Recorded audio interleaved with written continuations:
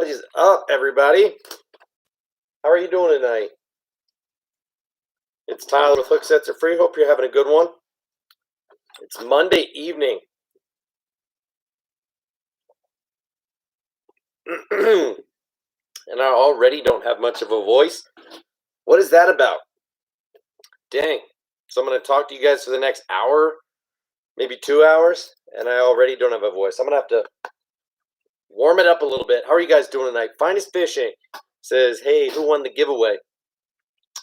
That's a good question. I forget the gentleman's name.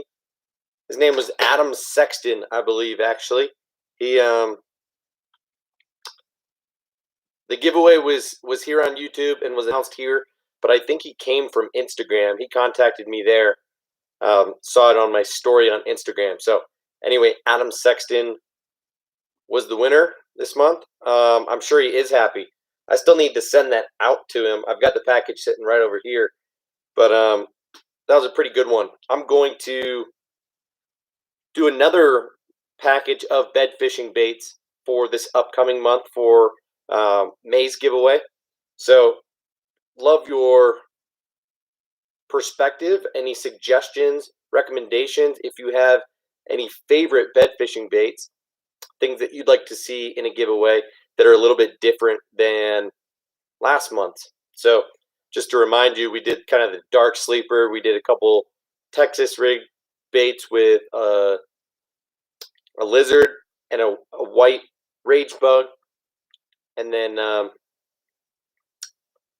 we did a Ned rig with the white TRD ticklers and the lifted jigs Ned EWG. So anyway, Finest Fishing says, I love the pink or white zoom trick worms for high visibility.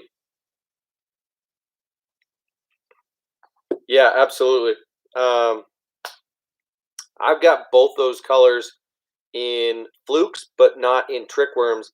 I really only have green pumpkin trick worms at the moment, but I've got a lot of other floating worms, and I think that's a great suggestion. Pink and white trick worms are a good suggestion. It might be a good option to throw in there. I know methylate, a very bright color is another one that is super popular, so that could be another option for sure. I wonder why there's only 2 people in here at the moment. I know it's a little bit later than normal, but it's kind of strange that we've only got 3. How are you guys doing tonight, by the way? Only Finest Fishing is commenting so far, by the way. Finest Fishing, what is your name, dude? You say they also have a trick worm that are colored in lime truce. It's like lime green. Interesting. I don't know that I know that color. Gavin, pleasure to meet you, Gavin. My name's Tyler. If you didn't already know that, not sure how long you've been following or subscribed to my channel here. CP, what is up? I also don't know if I know you either, man. How you doing tonight?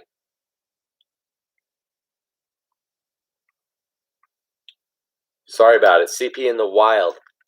Sorry. How you doing, CP in the wild?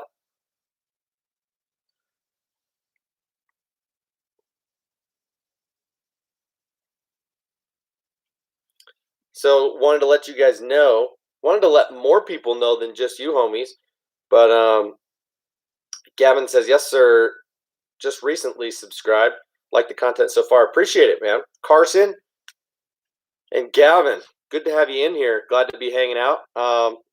Do me a solid, hit that thumbs up button real quick. I wonder if a lot of my normal folks didn't get a notification for some reason, but you guys got a notification, right? I mean, obviously, that's probably how you saw it in the first couple of minutes and hopped on, or was it just by luck and chance that you hit your home button and saw me me streaming?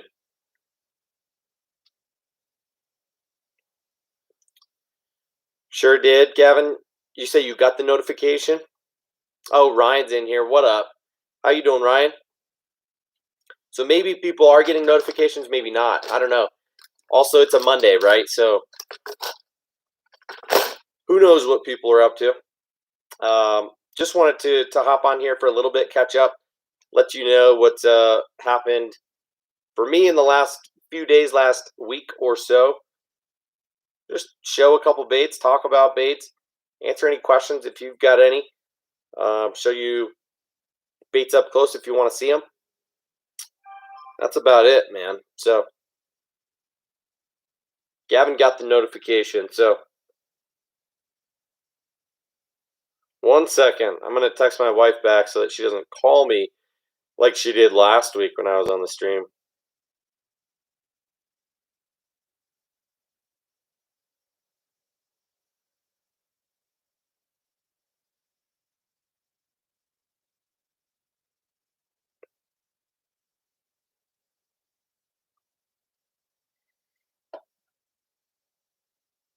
Ryan, I'm pretty good, man. I did go out fishing Friday just for a few hours. Our outing got canceled. That piece of property, I think I told you guys, but I'm not sure. The water level was super low, and the owner of the property was concerned about quality of fishing and just wanting to make sure that the product that he is selling, the service he is selling, is as good as it can be. And we were going to be fishing on the very first day of the year, so he decided to cancel it. Not really for COVID reasons, but more so just because the flow was not ideal whatsoever. So we canceled that trip to go fly fishing, and my dad and I just went out, the two of us, for about 3 hours to a metro area urban pond here in the Denver area, and caught a couple of fish. So had a fun time, just me and my dad throwing around a whole bunch of lures. The grass was up super high, so we struggled a little bit with that. And then, my dad is also, he's only thrown a bait caster a couple of times in the last 20 years. We went out once in October last year and once just on Friday the other day for a couple hours each time. So unfortunately, a lot of it was just like, picking out backlashes and fine tuning the reels, and making the mistake of giving him, a weightless Senko on a wacky rig and a weightless fluke, which are great lures in super grassy, weedy ponds, but not on a bait caster with light line if you're not used to casting that. So unfortunately, we had a little bit of a learning curve, and then he caught another bass on the Fire Craw jackhammer, which was encouraging for him. And then, yeah, we had a good time. So, Ray, what's up, man? Red Dot was missing again. Came and checked. Interesting, dude. That's what I wondered. Did you not get a notification? Ray, hit that bell next to the subscribe button. Make sure that you get a notification when I go live, because I wonder about that. There's 5 people in here. We're 8 minutes in. That's a little bit slower than normal. So I wonder if people aren't getting notifications or what is up. Gavin says, sorry, I've never fly fished. Always wanted to try it. You don't have to be sorry, man. Fly fishing is awesome. Super, super fun. Totally different ball game than spinning or bait casting, but very fun nonetheless. Ryan says it's opening day here tomorrow. Should be getting out this week with my buddy. If it rains and we don't have to be in the field, that would be awesome. Well, I'm wishing bad luck for you, Ryan. Nothing like a good old backlash. That's right, Gavin. Me too, Ryan. It was super, super fun to get out with my dad, regardless of how long we were able to get out or how many fish we were able to catch. It was super fun. The weather has been warmer than average for the last couple of weeks, so fish have kind of falsely moved up and created beds, but are not locked on to those beds. So fishing was a little bit tricky, but was very fun to be able to spot the beds up front. So Ray says, and he wants to announce, guess what? He caught his first chatterbait fish. In fact, he caught his first 2 chatterbait fish the other day. And so I just wanted to congratulate Ray on catching that chatterbait fish, and hopefully you enjoyed it and are building some confidence in the bait and are going to continue to throw it this season. As I've told you guys before, it was my most productive lure last year and has been so far this year. It is one of my go-to just search baits when I first get to a new body of water, or if I'm somewhere that I've been before. It's hard not to fish off of memory, and I've pretty much caught chatterbaits or caught them on chatterbaits at every place that I fish. So Darren Wu says, "What's your favorite mono and fluoro?" People love Seaguar. Thoughts? Yep, Seaguar for fluoro for sure. I use really all three of their main. I don't use Tatsu, which is they're super high end, but Red Label I think is pretty good. I wish I had the spools with me here. They're upstairs, but the Red Label is like a standard fluorocarbon. Pretty good, especially for moving baits. It's fine, right? If you're not doing a lot of bottom bouncing.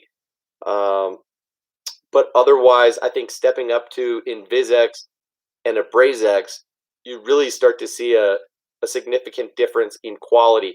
It's precision wound on the spool, which you can see each line, each strand of line is laid right next to the one before it.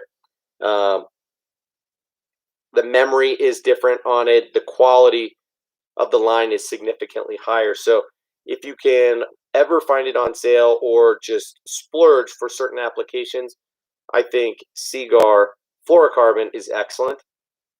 But if not, I use Berkeley Vanish a fair amount, and it's pretty cheap, man. But as for mono, I'm usually using Maxima Ultra Green, or I'm not that picky when it comes to mono. So Reeling in Bass says he's making his own fishing tournament for him and his friend. Awesome, dude. That's super cool. Good for you guys. When are you going to do that tournament, and how's that going to work? Are you guys going to fish at the same body of water, or are you guys all going to different places? Matt's Fishing Mission, how are you doing, man? How are you doing this Monday evening? Darren, don't buy cheap line. You will regret cheap line, says Ryan. Do you do any tournament fishing? Says Gavin. No, I do not. I've really only gotten serious about bass fishing the last 3 or 4 years, and it's largely been independent, or occasionally going with 1 or 2 other people, but never done any tournament fishing. And I'm mostly pond hopping and bank fishing for the most part, just so you have an idea of kind of where I'm coming from. Darren says, everyone, Tackle Junkie 81 is hosting a tournament, $15 entry across May 18 to 25 by length. Wow, a week-long tournament. Jeez, dude. Darren, I haven't checked that out yet. I did know he was going to put on a tournament, but it's a week long. What about for people who are just gonna like go freaking nuts and catch 100 fish? Is the overall length just going to be total and be insanely high? Because that would be ridiculous, and it might happen, right? I know some people have like put on challenges and things like that. First person to catch, 25 fish wins this, and like dozens of people are doing that on the day of. So pretty crazy if it's a week long. Ray says, amazing, heck of a grind, but totally worth it. Well, stay at it, because once you get the hang of it and you pay attention to how it is that you caught the fish on the chatterbait, you're going to start doing that more, and that confidence is going to build. You're going to realize that there's 2 or 3 key retrieves that you use that will catch fish a lot more frequently. So, Ray, I'm curious to know, how were you retrieving it? Was it just purely straight retrieve? Was it immediately when the bait hit the water? Was it in the middle of the retrieve? Was it late? Or were you doing something funky with the reel, burning it and stopping it? Or were you pumping your rod? What'd you do to get the fish to to bite, and then let's talk about retrieves a little bit.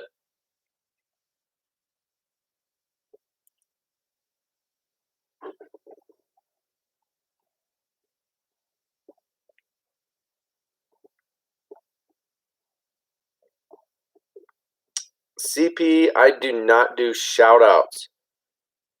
Carson, why do you keep asking, man?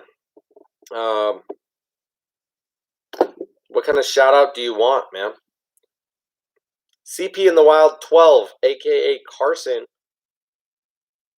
Consider this your shout out, man. I'm glad to have you in here on this Monday night hanging out in the stream. We've about half the people in here are some of our regular folks. So, Ray, you did beat Riley in here. I'm not sure if Riley's going to show up. Usually she's one of the first people in here. Super Mexican, what is up, dude? You're watching off your computer? No worries. Remind me what your name is, dude. I can't believe I don't remember, but sometimes these screen names mess me up. Matt's fishing mission, hell of a day. Got caught upriver waiting when the spillway released. Never headed for the bank quicker. That is insane. Wow, dude. That's pretty cool, though.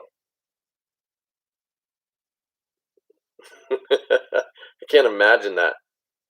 Just like a flood coming at you. It's mostly what I do is pond hop. Right on, Gavin. Ask permission to fish ponds. Nice. Absolutely.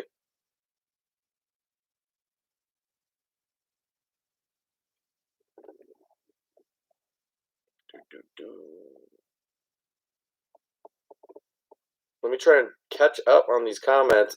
I'm not totally far off. Darren says, no, it's not total. It's your longest fish out of all your fish. Okay, interesting. Just did that because of people's schedules, and it's through Connect Skill how to record. Okay. Interesting. Well, I bet somebody's going to win with like a 24-inch or 25-inch or something crazy, which I would never catch here. So not quite worth it for me to enter a tournament like that when the majority of the fish that I'm catching are like, 15 to 18, and then I'm occasionally catching like a 20, max 22. And there's definitely people down south by him that are catching fish as big as that on a daily basis, 4, 5, 6 pounders pretty regularly. So you're fishing for a week, chasing one big fish. Just go to work, tie on a swim bait, and wait for that big bite. You know what I mean?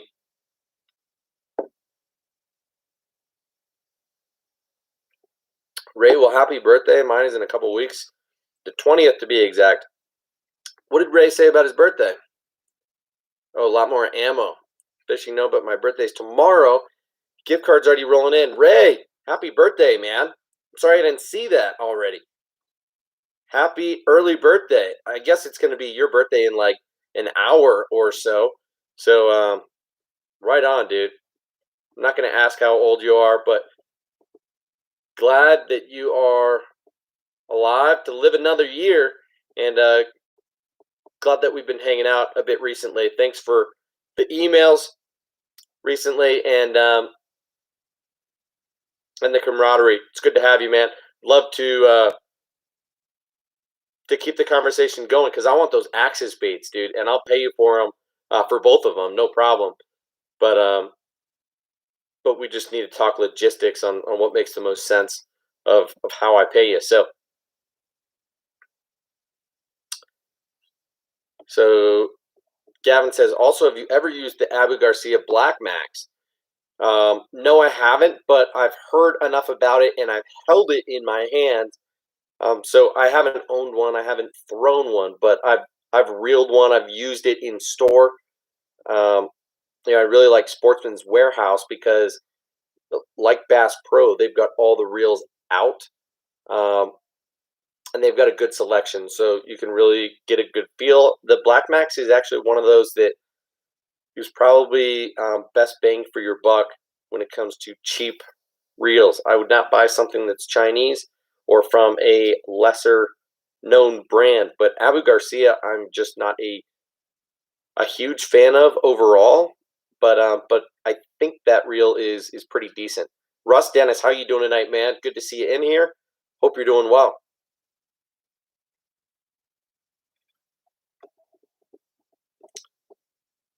Ray says, pick up the Shimano Corrado DC 151. Right on, dude. Good for you, man. You like it so far? Super Mexican caught a huge crappie the other day. Right on. That's really cool. What do you recommend for a paddle tail swim bait with a durable paddle, but something in a smaller / skinny profile? I've been trying a few, getting my tail bit off a lot. All right, Matt.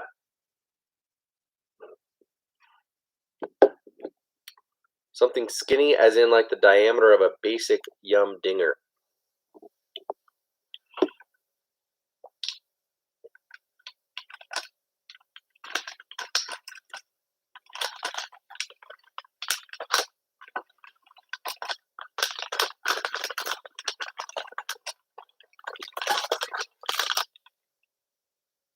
All right, I got 3 for you, Matt.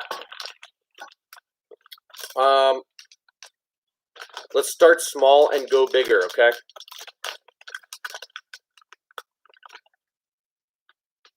So Ray says, Tyler, steady retrieve, both in 3 to 4 casts, but in 3/4 of the cast, but both also when I was answering my son's questions and looking at it, happened when I was least expecting it. Interesting. Not ready at all, but I think the softer cranking rod saved me. Yep, that could definitely be the case. Well, Ray, super, super happy for you, man.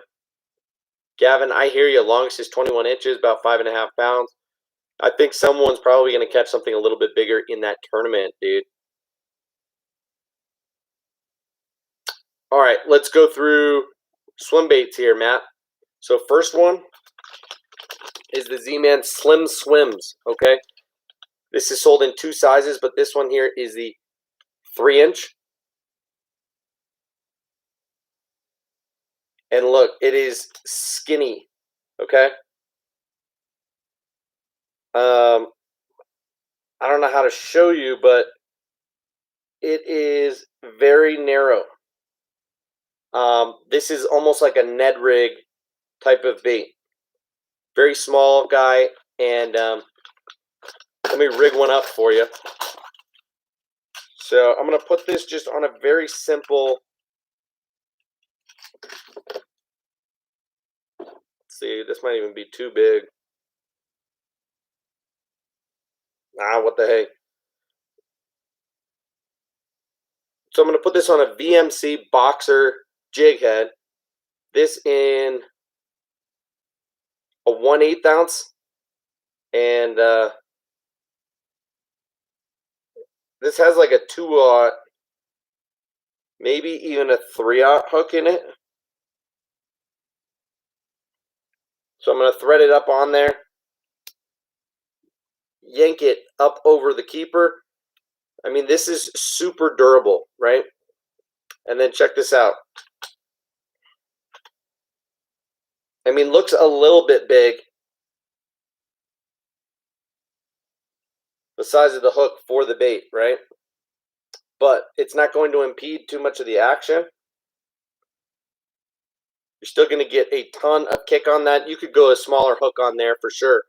But, you know, a standard Ned rig head would work well, because then you could swim it and kill it, swim it and kill it.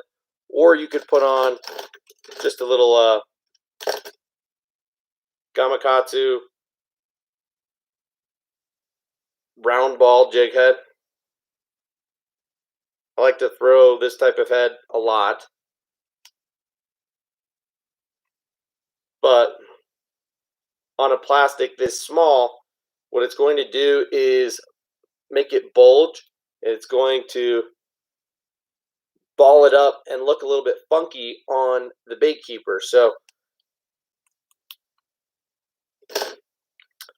3-inch Slim Swims, flat top. That's a good one. I'm going to leave it out. Next one is the 3-inch Minnows. Minnow Z. Check this guy out.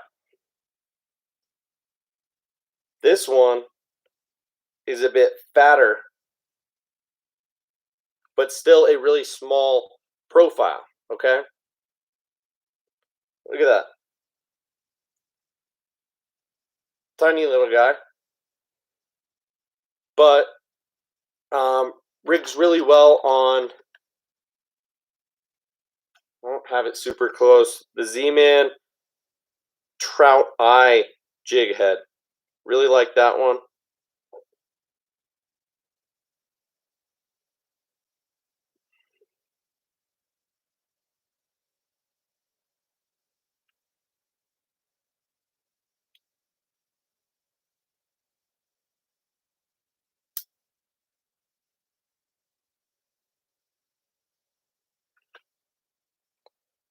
Boom. Dude, I think this right here is probably your best option. It's got a decent amount of presence because it's got a thick body. You see, this does not have a cutout on the bottom, so this is really best rigged with an exposed hook there, but it does have the fin on top, so you could bury an extra wide gap style hook in the fin still.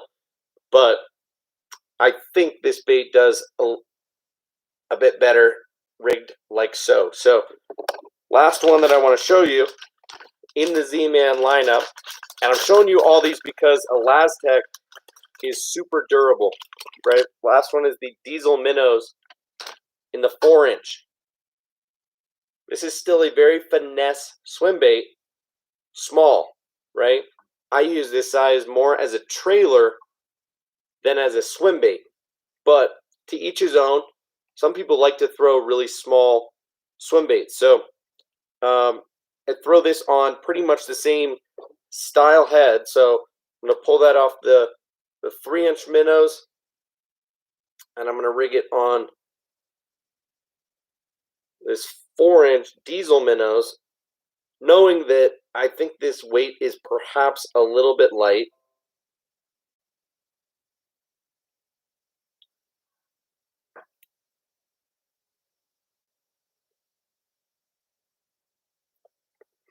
So with a 4-inch, I might throw this. An 1/8 is fine, but 3/16 or even up to a 1/4 would be ideal. This is a relatively small swim bait, but good in between size. I'll throw this on a swim jig. I'll throw it on a chatterbait. I will throw this on pretty much anything, but works really well on a 3/0 EWG or screw lock style swim bait hook. So here are the 3 options one more time. I'm going to show you them from the top because we've got different profiles, right? We've got the skinny 3-inch slim swims. We've got the fat 3-inch minnows. And we've got the skinnier but middle size and a little bit longer Diesel minnows, 4-inch. The Diesel minnows is now made in a 5-inch and a 7-inch. I have both of those as well, but I'm not going to pull those out right now. You're talking about small swim baits. So hope that answers your question. Sorry to go off on a little bit of a tangent, but I like these baits a lot, and I'm starting to throw them more and more, and have been the last couple seasons. So let me know if you have any follow-up questions to that, or if you have any baits that you're eyeing. I can give you my opinions on them. But anyway, I've missed a lot of comments in the last 5 to 10 minutes, so sorry about it, guys. Let me catch up here. Super Mexican says, I like the Z-Man trick shots. Yeah, that's a good bait for sure, man. I've talked about it recently in mentioning it as a a Ned rig bait. You know, it is a drop shot bait, but they make it in two sizes. They make it in a 4.2 and they make it in a 3.5. And that 3.5 size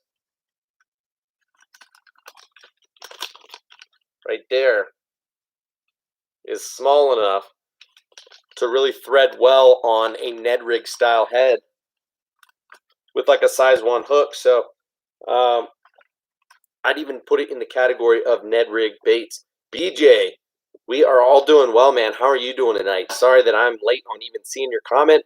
Everybody's been addressing you already. And Justin also showed up. How are you guys doing? BJ and Justin in the house. Gavin, hope you all hope you have a great rest of your night, and we will see you on the next one. But thanks for hanging out for a little bit, half an hour in here, man. Appreciate it. And yeah, as BJ said, there's 10 people in here, 7 thumbs up. Do me a quick favor, hit that thumbs up button if you wouldn't mind. While I put some of these baits back in their packages.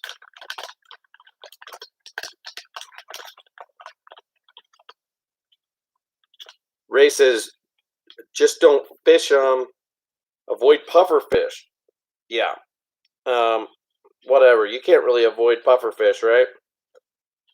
They're going to destroy whatever you throw at them no matter what. So it is what it is.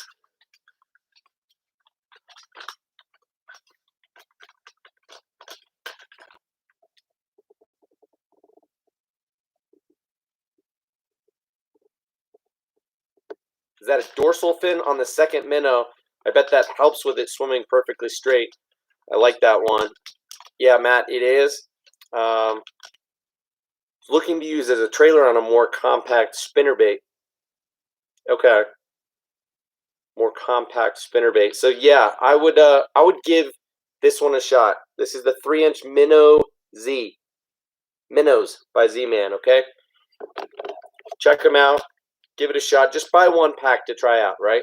There's 6 in a pack, 6 in a pack. And they make them in like, this is their most popular bait because it's awesome in saltwater and freshwater. And they make it in like 50 colors. So check it out. 3-inch minnows. And it's different than the diesel minnows in the 4, 5, and 7-inch, like I mentioned.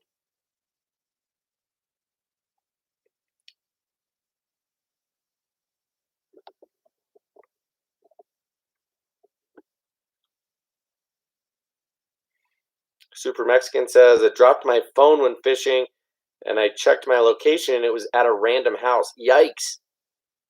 Interesting. So somebody found your phone, and they jacked it, huh? What are you doing about it? Did you lock your phone? Did you call it? What are you doing, man? You got to get your phone back. BJ, that's a good question. Riley is just not here tonight. She's the only one of the crew not here yet, I think. That's probably not true, Ryan. Ron Holly and Will Perriman and a handful of other people that are kind of in the regular crew-ish are not here tonight.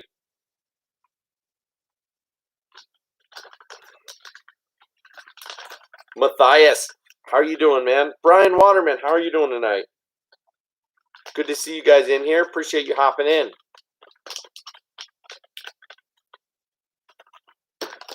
So, wanted to mention real quick, since we're already 35 minutes in, and I feel like we could just hang out and I could address the comment section for the entire evening, and we could just have a good time hanging out. But there are a few things that I wanted to chat about. I already told you guys about my fishing experience with my dad the other day, but I did want to mention a few updates with Discount Tackle. So, Super Mexican says, yeah, we called it like 30 times and no answer. We locked it, but now we're waiting for a response from Apple or Sprint. Man, that is annoying and unfortunate. I'm sorry to hear that. For sure, dude. That sucks. Yikes.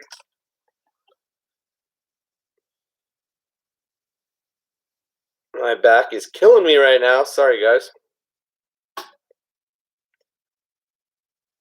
Brian Waterman, what drop shot weights do you use when fishing the bank? I still use a standard size, like a 3/16, dude. I throw a 1/8, also a fair amount, but those are really the only sizes that I do use. Yeah, man.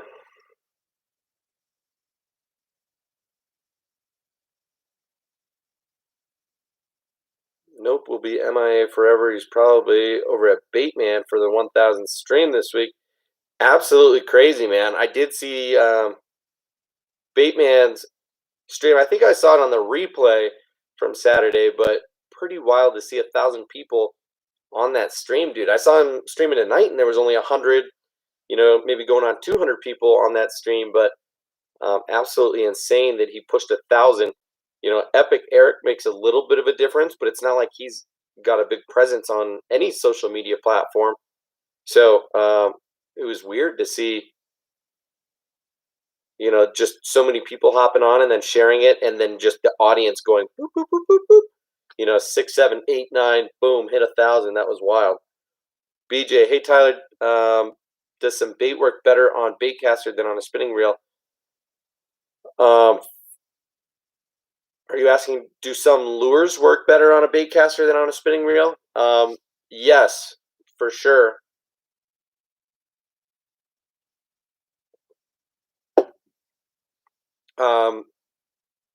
Heavier ones especially, but also you're going to be able to cast a little bit more accurately with a Baitcaster most of the time, and you're going to be able to lock down your drag and fish a little bit more of a power fishing style than on a spinning reel, where you're really going to probably want to loosen your drag and play the fish. But I throw lighter lures, finesse lures on a spinning reel, and pretty much everything else on a Baitcaster.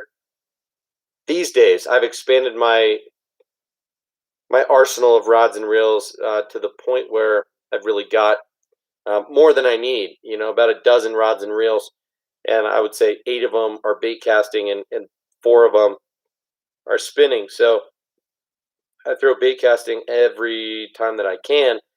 It's just more comfortable in the hand. I feel like I've got a lot more leverage and power than with a spinning reel. It's a different experience. So you can throw whatever on a spinning setup, but in general, you're going to throw lighter lures there. You use it for the casting distance and for using lighter line. As a general rule of thumb, I would use spinning reels, rods and reels, spinning setups for anything up to like 10-pound line. So once you get over 10-pound on a spinning reel, you're going to have some serious issues casting. Your line is going to be an issue. And likewise, once you get down below like 8-pound on a Baitcaster, it's going to get a little bit too tricky. So hopefully that makes sense in general. Of course, you could throw a saltwater gigantic spinning reel with big line on it and it worked fine. But if you're bank fishing, dude, that's weird. So anyway, I don't think I'm getting a Corrado DC if I have to pay for another phone. Yeah, absolutely hear you, Super Mexican. And hope you get that phone back, man. Sorry to hear about that. That's unfortunate.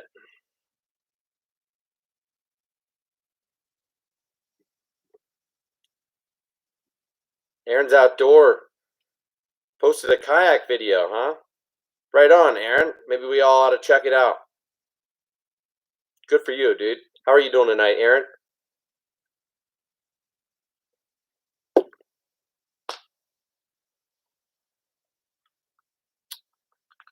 Justin, what about a Texas rig, spinner, or caster? Caster. Throw a Texas rig on a Baitcaster. all the time. I mean, I would only throw a Texas rig on a spinning reel if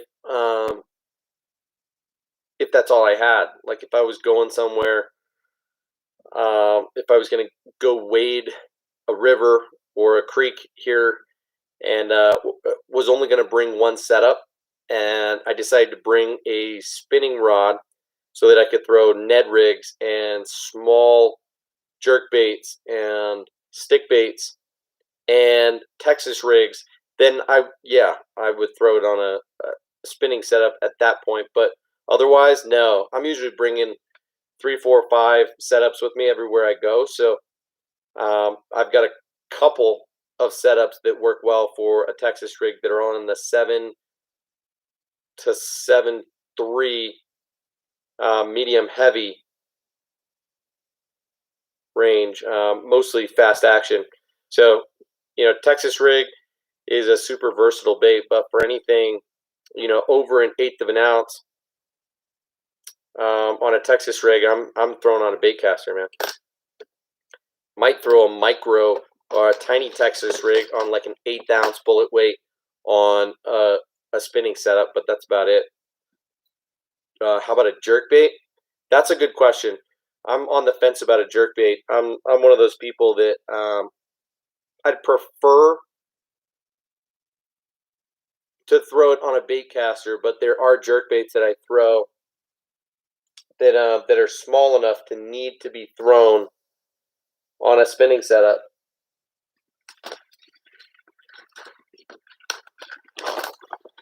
So, for example, the Lucky Craft Pointer 78 is an awesome little bait, and not a lot of people talk about it. People talk about the Pointer 100, its bigger brother, and here's the same color. Pointer 100 is that standard size, weighs 0.58.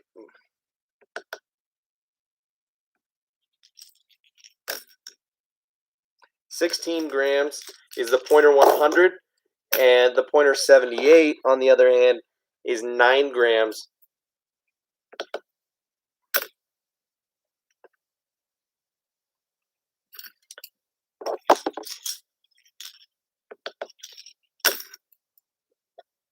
So anyway,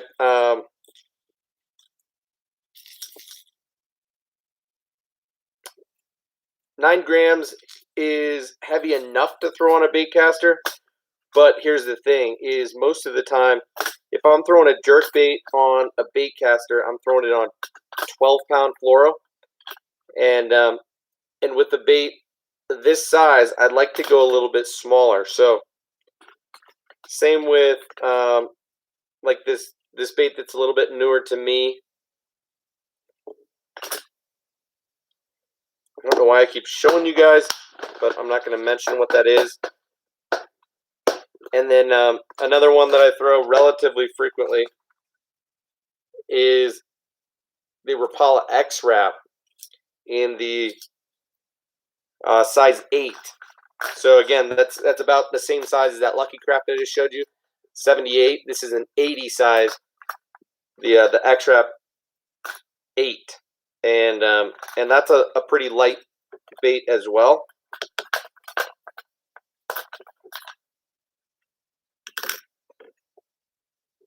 Yep, just 1/4 ounce. Rapala Ripstop in the smaller size 9 is also just under 8 grams. So all 3 of those jerk baits are in the 1/4 ounce class. And while you might have a bait caster that can, a jerk bait rod is going to be kind of that medium power, moderate action, maybe moderate fast, that can handle lures from an 1/8 to a 1/2 ounce, something like that. And so while you could throw it, you might have to have it spooled up with line to be able to handle that weight of a lure more appropriately. So I'd be more apt to just swap over and tie it on a spinning setup that's got braid to a fluorocarbon leader. I'll throw 20-pound braid, maybe 10-pound braid, depending on the setup that I've got. But generally 20-pound braid to like an 8-pound fluorocarbon leader. So hopefully that answers your question, man. BJ, no problem, man. You don't own a bait caster yet, but in the market for one, as you'll know. Absolutely no problem.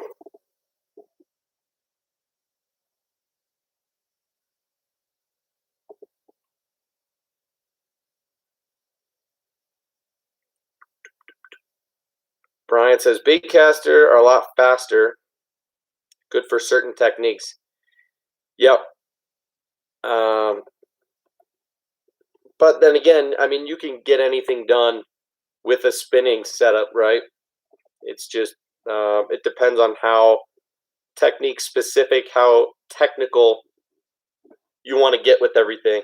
And in fishing, we want to overcomplicate things wherever we can. Look at all these baits behind me. I just told you guys I have 12 rods and reels with baits tied on them that I tend to use for different techniques this season alone. So that's just kind of the way that we go. So yeah, bait casters are better for more power fishing, faster moving techniques, and heavier baits on the whole. But Ray says, I use a bait caster with a Texas rig, 1/8 to 1/4 ounce weight, 12 to 17 pound, whatever line.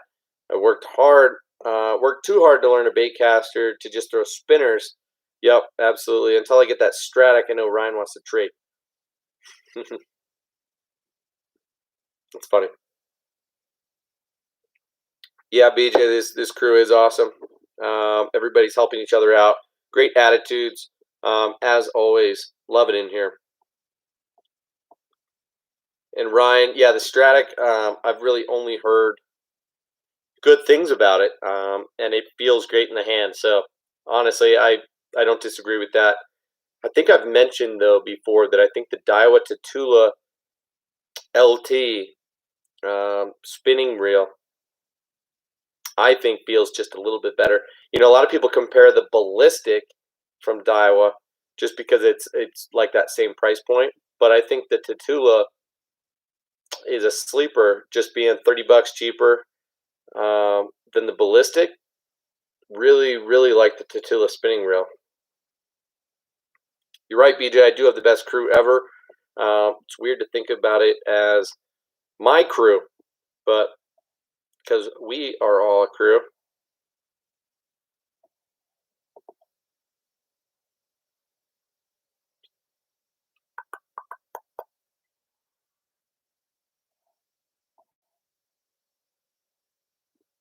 All right, Ray, I have a real question. Tyler, anyone might be able to answer it. What's your question, bro? Go ahead, Ray. What's your question, dude?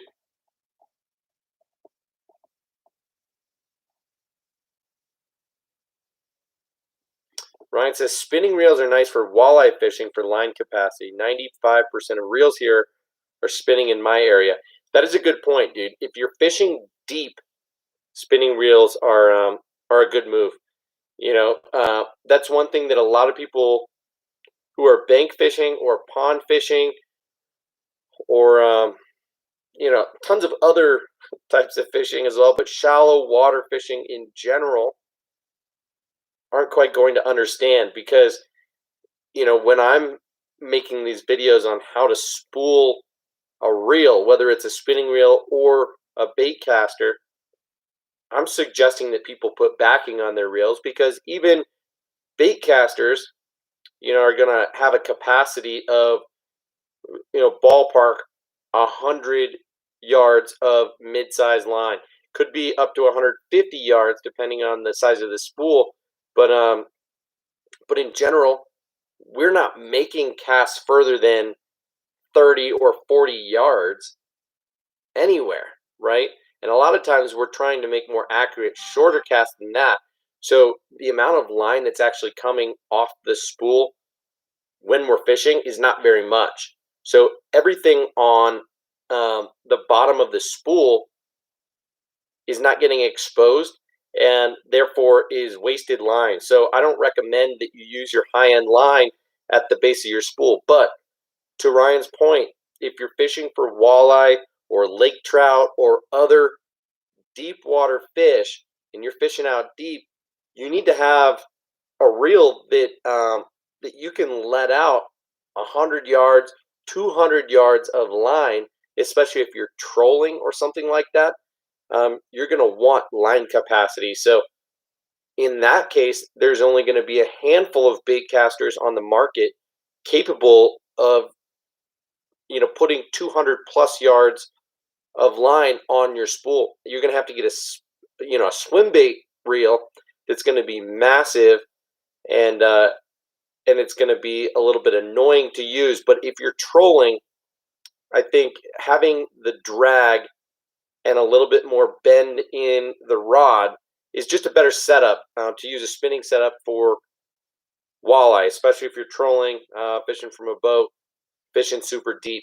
Now, again, when I'm fishing for walleye, I'm fishing from the bank, and I'm fishing, low light. So the walleye are coming up shallow, and I don't need that line capacity that you're talking about. So anyway, Ray says, I have a spinning reel I bought years ago, used it maybe a month, and lost parts of the handle, opposite side of the handle, so it won't work without that part.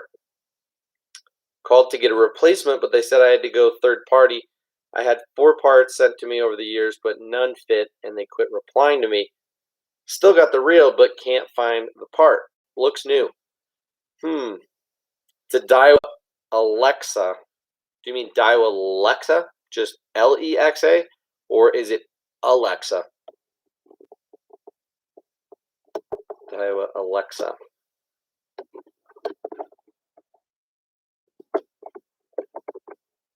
Never heard of that reel.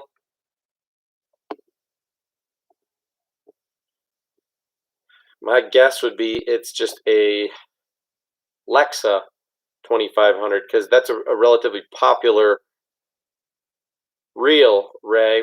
And, I think it's pretty decent, but if you're missing the screw-on part, I don't know why a third-party piece wouldn't work, dude.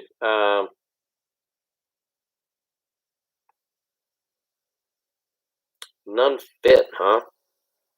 What about contacting Daiwa to see if you can buy one from them, or if they'll send you one, or if they can recommend a third-party version that will work?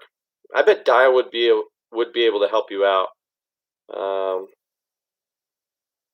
They didn't know either? That's crazy, dude. I wish I could answer you. I haven't run into that issue before, and they sent you to the third-party place. Damn. I wish I knew what to say, man. It's unfortunate. BJ says, I'm a bank fisherman most of the time. We have a flat-bottom boat, but I fish the bank most of the time. I hear you. JB Sanger 69. What's your best bed bait? Any suggestions? Yep. So last year I caught the most bedfish that I caught on a tube. So, interesting. It's kind of an old sleeper type of bait, right? I really like the Strike King coffee tubes. Pair that up with the Strike King tour grade tube jig heads. Gamakatsu hook in there, and an exposed hook jig head inside a tube is just a sleeper bed bait, man. I also had some good luck on fish biting a big swim bait last year on beds. I think a Ned rig is a great bed fishing bait, especially as a follow-up. If you throw something like a swim bait, something somewhat realistic to get the attention and to piss off a fish, then you throw something like a Ned rig in there instead of like a shaky head or a floating worm or something that's a longer profile that they might just grab the tail. You throw in a tiny little Ned rig and they're going to come try to get it to take it off the bed, but because they're fired up, they might accidentally grab a little too much of the bait and you set on them. So you just pay attention to their body language and their behavior, and act accordingly. So there's a lot of baits that work really well when bed fishing, and there's a lot that I'm looking forward to throwing this year. I've talked about this bait a lot in recent streams. I'm not going to pull it out of the package, but this is the River to Sea Nest Raider, and this bait is a bed fishing bait specifically. It's a salamander imitation, and it's wicked. So it's a 5-inch bait, 3/4 ounces, 3/4 of an ounce. I think creature baits are an awesome way to go. Who just asked? BJ, I'm drinking a Coors Banquet, and I am just about done and need to refill my glass. So we are just an hour in, and I drank that beer a little faster than I ordinarily drink my beverages on the stream. So I think I will probably grab another beer, even though I don't have any cold ones in the fridge right now, which chaps my ass, but you know, it is what it is.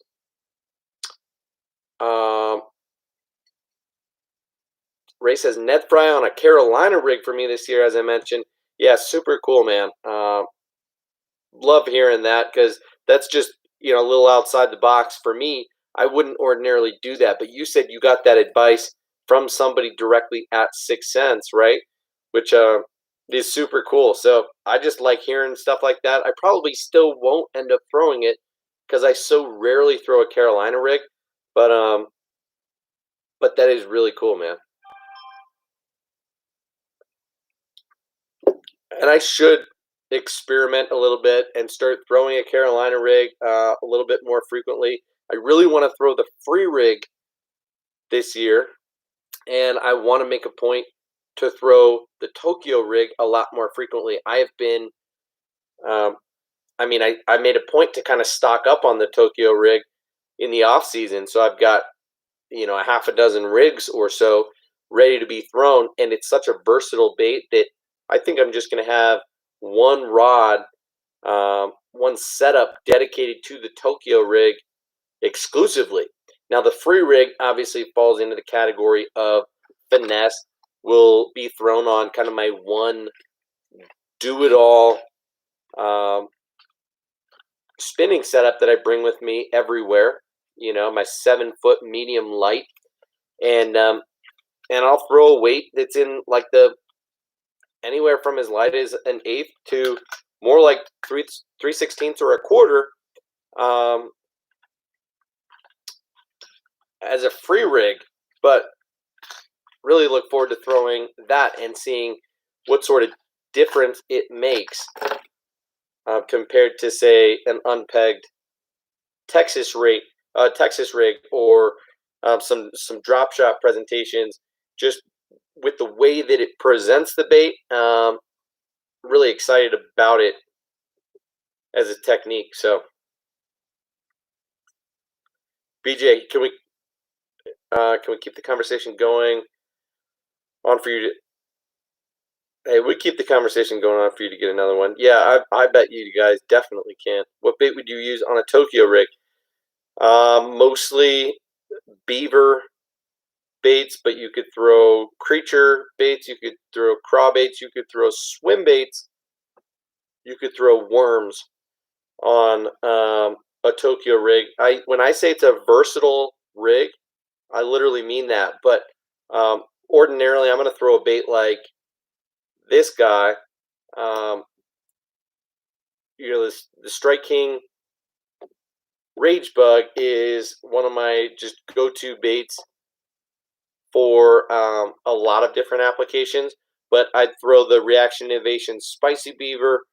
I'd throw the Kitech Crazy Flapper, also as great options for the same profile and similar action, but you can really get as creative as you want. Riley in the house.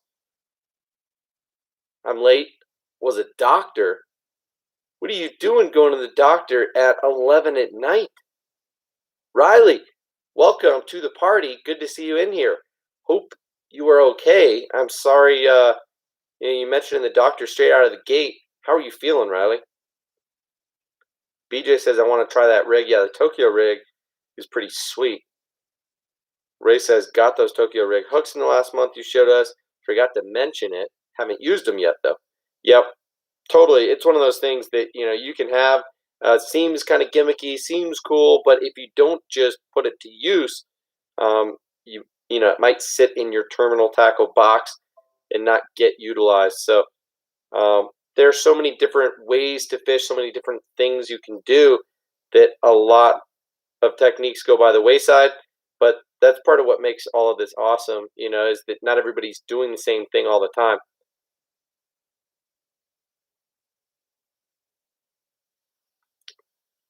BJ says seen a lot of guys make their own Tokyo rigs. Yeah, I have too, and some of them are better than others. Honestly, I've got the rig myself, and it's not that expensive, dude. You get 2 to a pack, and I think you pay $4 or $5. So they're a couple dollars per rig, which, okay, sure, if you're going to get really technical and break it down and say, how much does it really cost to get a flipping hook and to get a swivel and to get a split ring and to get a little bit of a wire for a leader? Oh, man, I could make that way cheaper. Technically, yes, you could, but this is not a super expensive rig. You pay this much for hooks for a lot of different applications. The Owner Beast hooks, you're paying that much per hook. For a lot of drop shot hooks, you pay that much. For a lot of tungsten weights, you pay that much. So it all depends on what it is that you want to do. I think some of the ones are interesting. Like, I think Alex Rudd made one with a wire leader that was like twice as long. I think that's kind of cool. But some guys are making them with leaders that are not wire and are using materials that are a little bit different, and I would not recommend doing that. So anyway, I think this is cheap enough of a rig that it's worth buying and not going through the hassle if you don't already have all of the stuff to make the rig. Alex Rudd was like, oh, you just buy this wire stuff in a giant pack, and over time it pays for itself. Well, what if you don't end up using the Tokyo rig very much, and you ended up paying 10 or $15 to buy all these materials to make a whole bunch of Tokyo rigs? That doesn't make sense in my eyes. Riley says, nothing, my shoulder was acting up. Here, you guys, missed y'all. You know what, Riley? I am sorry to hear that your shoulder was acting up. That sucks.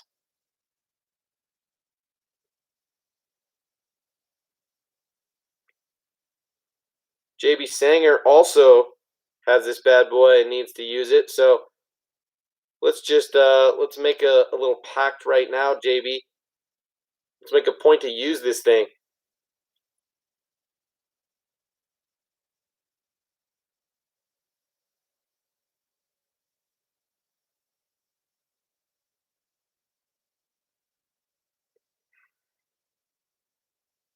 Oh, baby.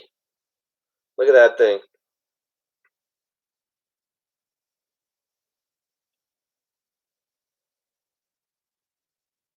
That is ready for battle. Need to put some weights on there, but I like that flipping hook version. You know, people use the Tokyo rig for all sorts of techniques, right? You can use it as more of a drop shot. You can use it more as like a wobble head. And then, of course, you can use it more as like a flipping presentation. Those are probably the three most common, aside from like, you know, maybe a Texas rig type of presentation in and around heavier cover. But I think flipping is what makes the most sense to use this presentation as, because otherwise using a short leader drop shot is going to be a similar type of presentation depending on how you work a drop shot. But also, I don't know how it makes it much different than a wobble head unless you're going to work the bait all three of those different ways, you know, in a short period of time, where it makes sense for you to not have to rig up different baits. But sorry to get off topic a little bit. Yeah, Riley, everybody's been patiently waiting for you all night, but glad to see you in here regardless. Sorry to hear. Yeah, Ray, what kind of beer are you drinking? I have warm beer. I don't think Ray is drinking beer. Yeah, there he said he doesn't drink beer. So I do need to go get my lukewarm beer, luke cold beer, I guess I should say. And no, not Silver Bullets, BJ. Banquet. I'll show you the can in a second. I'm going to go grab one, okay? Just had to get a painkiller shot in your arm, Riley? What do you mean just had to get a painkiller shot? That sounds crazy. Yeah, Riley, you should be drinking a beer. What kind of beer would you be drinking right now, Riley? I'm going to get my beer. I'll be right back.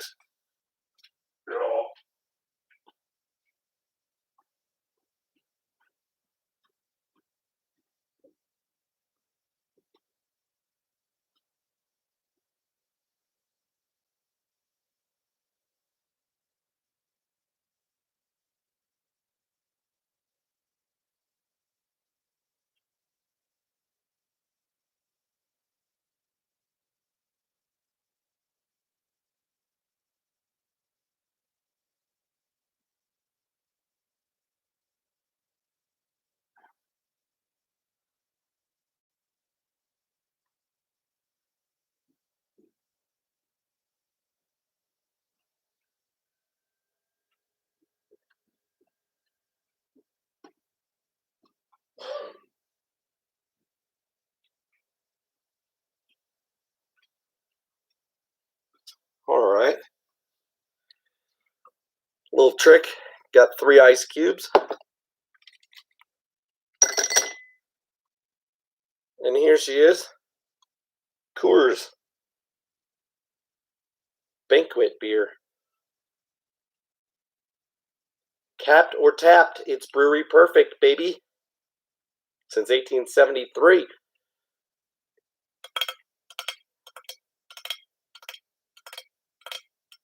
Miller Lite, says Riley.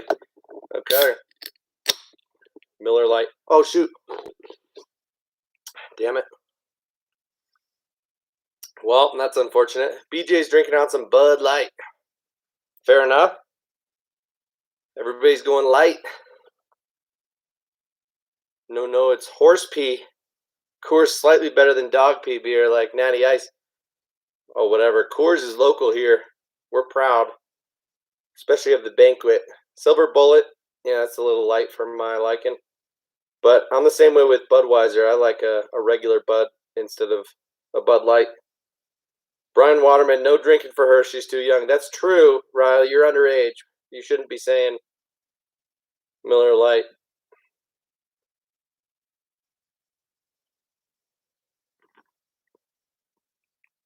It's a Belden thing. I deserve it. Riley, thank you.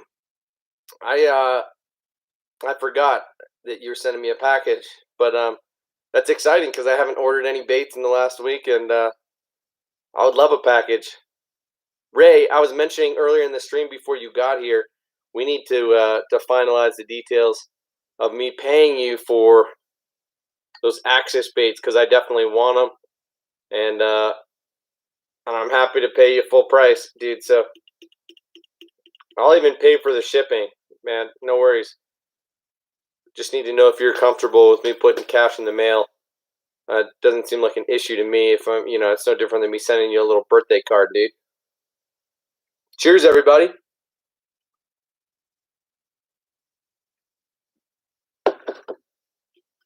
Hope that Miller helps the pain, Riley.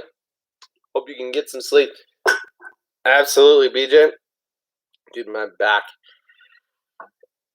is no bueno. Riley, do you make baits? I don't think she does. No. Bud Light, #1 beer in America, says Ray. Budweiser, #1 in the world. Selling that is. Interesting. I believe it.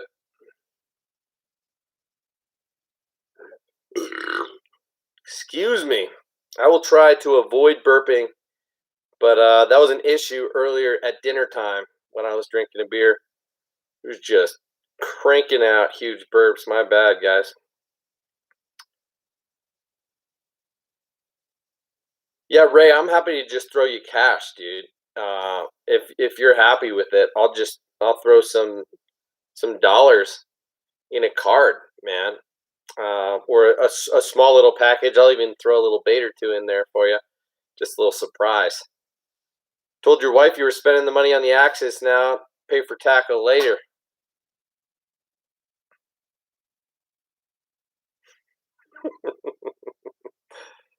You're funny. Riley, thank you. Generally speaking, it is okay. Just right now, it's bothering me. I did like 50 push-ups yesterday. I'm super sore, like, under here, just where I haven't been working out very hard on the underside of my shoulders. I've been doing a lot of stretching and light weightlifting, but haven't done full body weight push-ups, and cranked out a bunch yesterday. Couldn't do any today. Feeling pretty sore. So for whatever reason, I'm kind of compensating for that, and my back is bugging me at the moment. So Ryan says, "Man, this being from Canada is no fun. I don't get to exchange baits with you all." Yeah, Ryan, for real. I feel like we still should, though, man. Ryan, how much would it cost? I know you say that there are potential, import taxes, things like that, but what's realistic? If I send you a little care package of, a half a dozen baits that we shouldn't have to get insured or anything like that, and I just ship them, what should shipping to Canada generally cost, man, for a package that's less than a pound in weight? I would think it'll be less than $20, right? I mean, and Ryan, do you have Venmo? BJ, I did pick the giveaway winner. That was a gentleman by the name of Adam Sexton. And yeah, I don't know the dude. I guess he maybe was following me on Instagram, came over on YouTube, and yep, just got lucky. I think there were about 115, 120 entries when all was said and done. But maybe half of those were OG subscribers versus half being folks coming from Instagram. I made a point to have the giveaway here on YouTube instead of Instagram, but to direct people from Instagram over here, and that worked reasonably well. So anyway, I have gotten in touch with that guy, and we'll be sending out his care package here in the next couple of days. So anyway, that Ray says I'm a smooth criminal husband. I hear you, dude. Thoughts on Guggen baits? Is it worth the money? That's a weird question, Darren. Is it worth the money? They make a lot of different baits. Some are worth the money, some are not. So that's personal opinion, dude. I'll show you a couple if you want to see them. But in general, I think their soft plastics are worth the money, especially if you can get them on sale. And I don't think their hard baits are quite worth the money. And I'll explain why, okay? So here's the Googan Baits Kraken Craw. And I will compare it to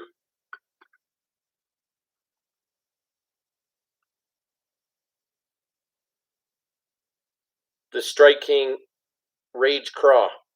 Look how similar that profile is in size.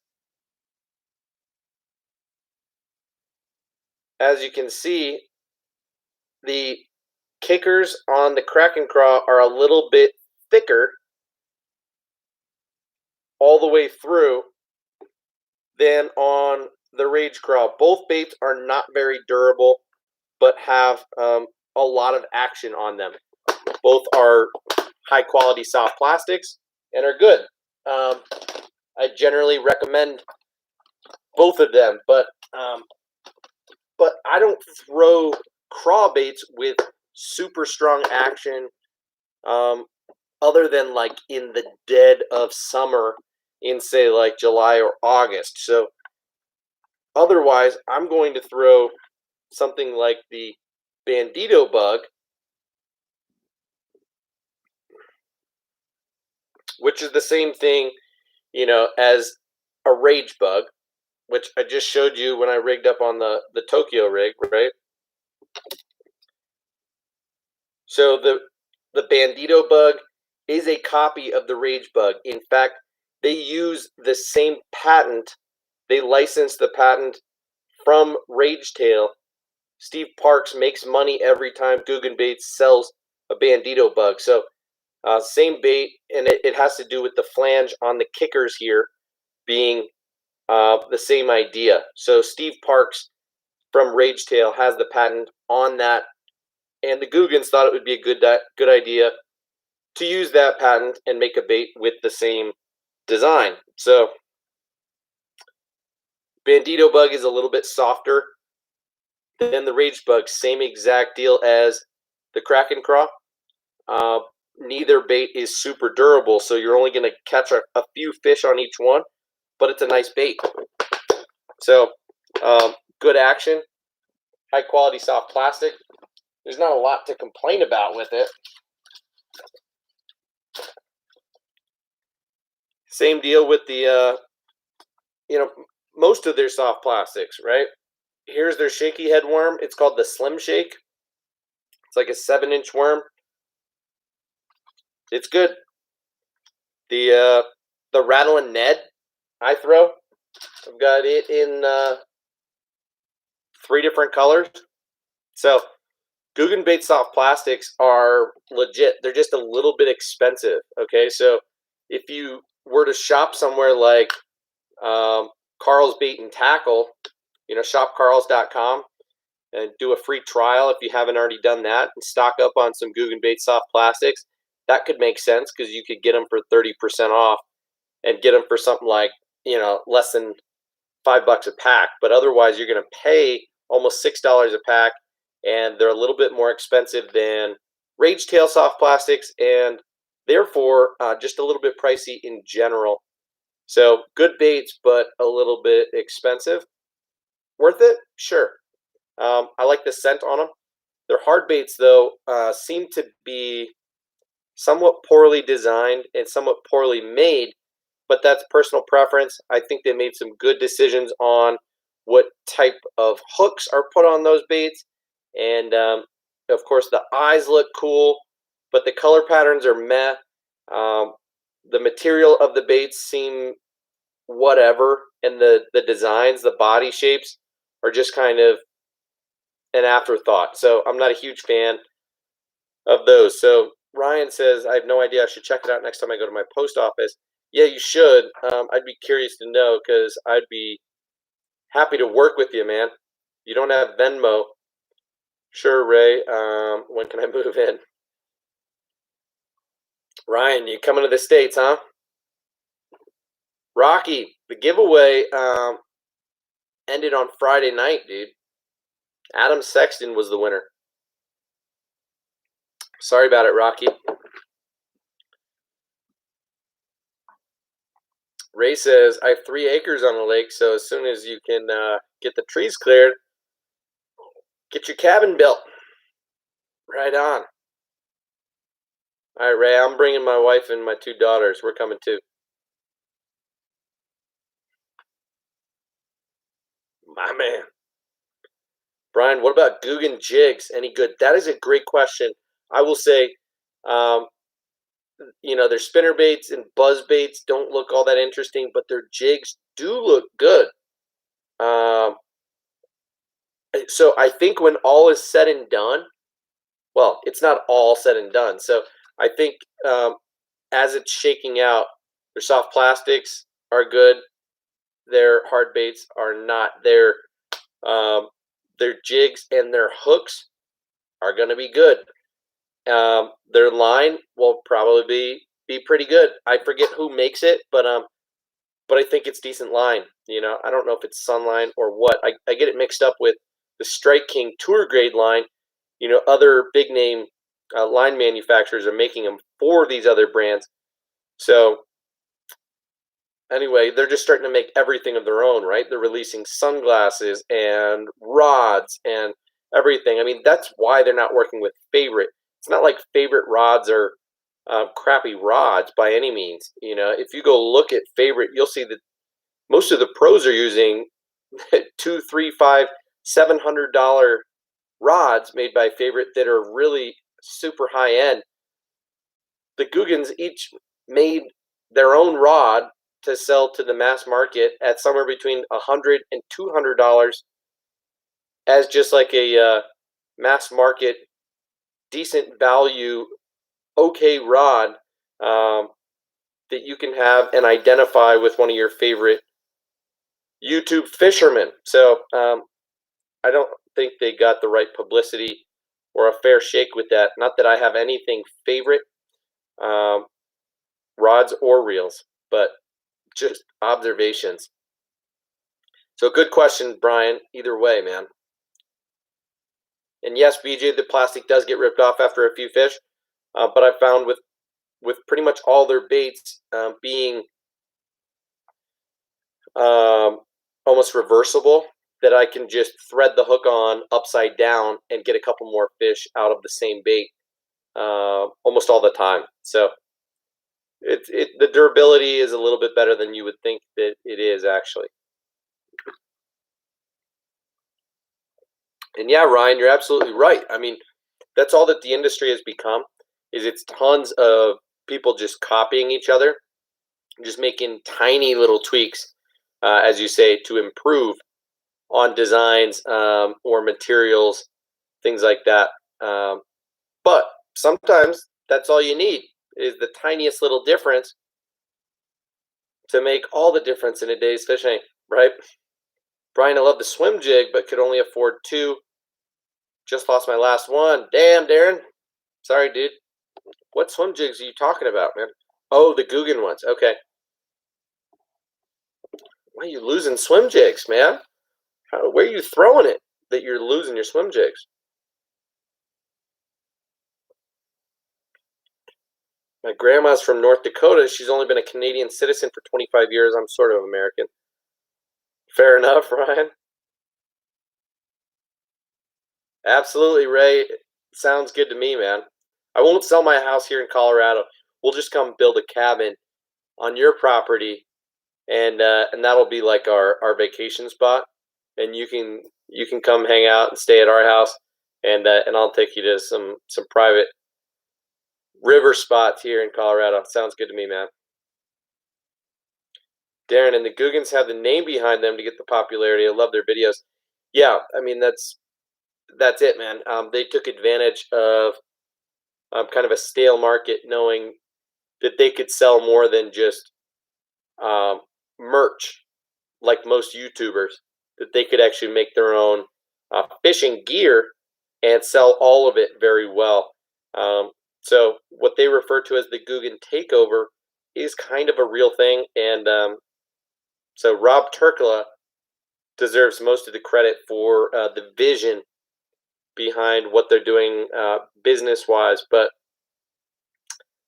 yeah, I'll admit that I think it was Rob, Lunker's TV and a lot of his like underwater bait videos that I watched a lot when I was first getting into bass fishing and wanting to learn the differences between different baits and how to fish them, what they looked like underwater when I was building out my shopping cart, my wish list, and shopping around.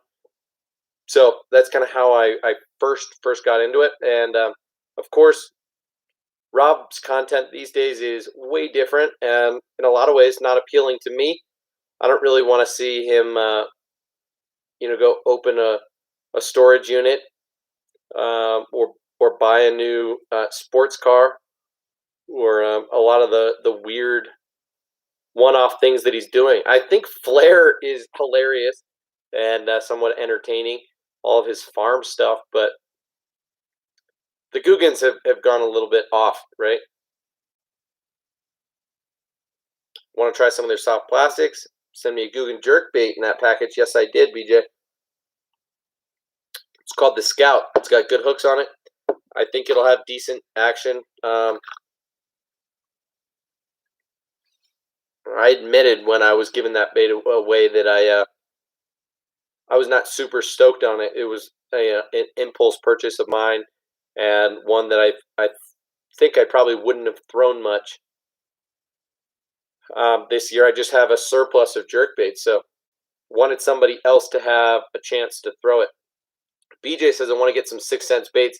Yeah, not surprised. Ray's getting in your head, huh? Riley says, come live in Louisiana. I live in the woods with 10 acres worth of land and tons of lakes around. Riley, that sounds awesome. Very jealous. I would love that as well.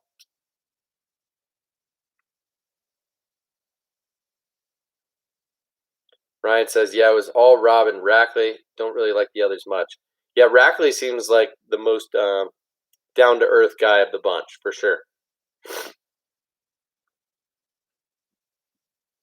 Now, Rob is just a personality. He's a little bit more of a straight shooter, and I think Justin is he's a family man first. I think he's seems down to earth and like a cool guy, but you start acting a little bit weird when you're in front of a camera all day long for a few years straight, and then you get a camera person. It's one thing to like be a vlogger, right, and to hold a camera out in front of you and talk to a camera, talk to an audience when nobody's around, or when you're on a boat or with somebody else who knows the deal.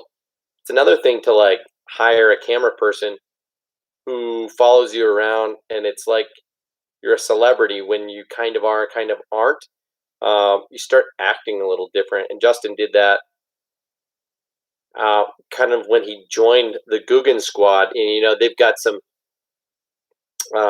relatively high production stuff. They've got camera crews that go around with them on some of their trips and stuff. So no surprise that he started acting a little bit weird, especially when you hang out with Mike from One Rod.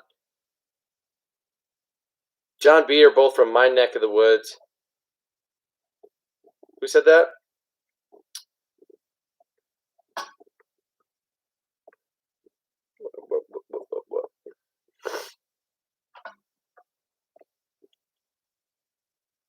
Yak Angler, what up, dude? AP Basson and John B are both from my neck of woods, Illinois. Yeah, that's what's up.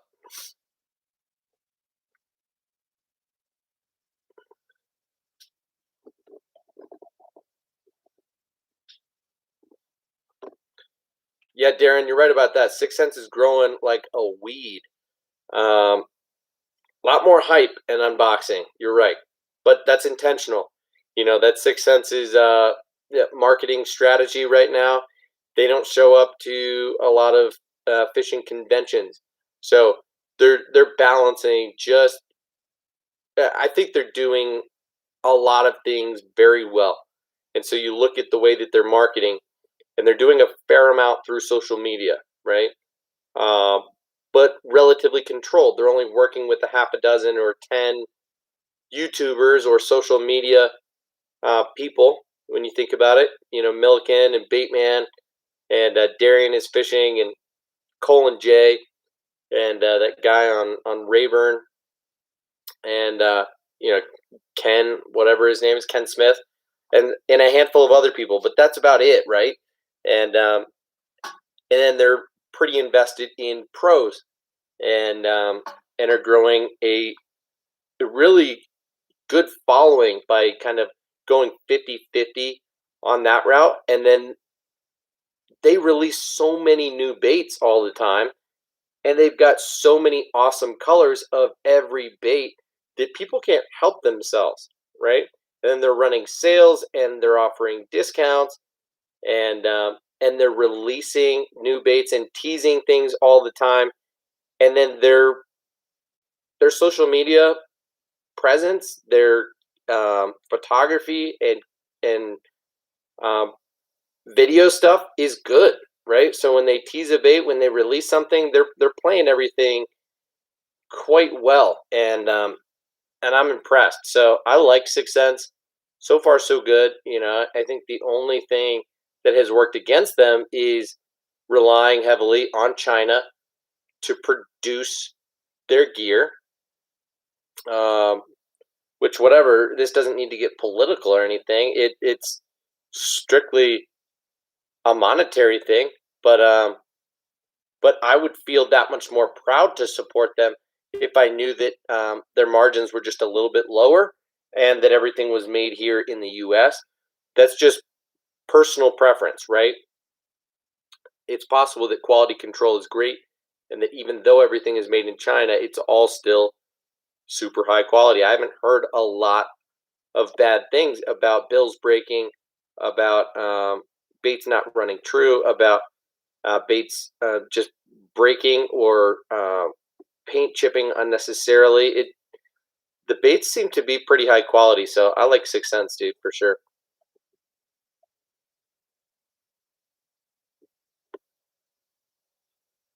Brian says, I ain't feeling the Googans on YouTube anymore. They lost me. I hear you, Brian. Who do you watch on YouTube, dude?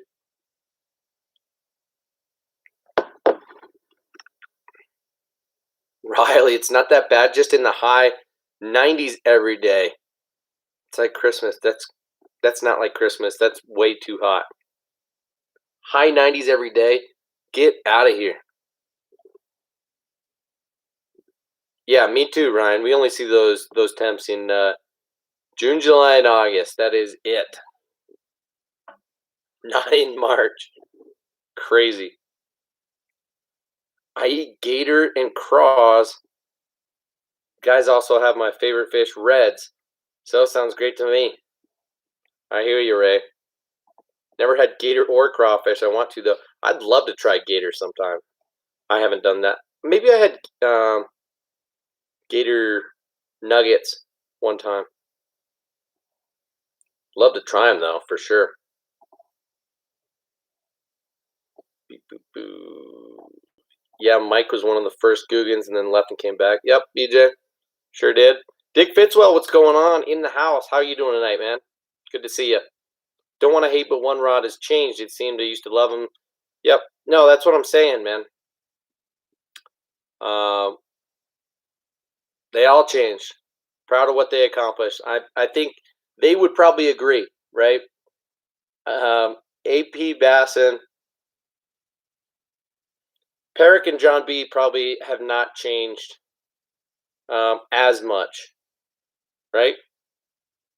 John stays true to his fishing roots, and Perrick has stayed true to his being lost and not knowing what he's doing and feeling a little self-conscious, a little anxious that he's not on pace with some of his peers, that he doesn't have a great sense of direction, doesn't know what he wants to do next.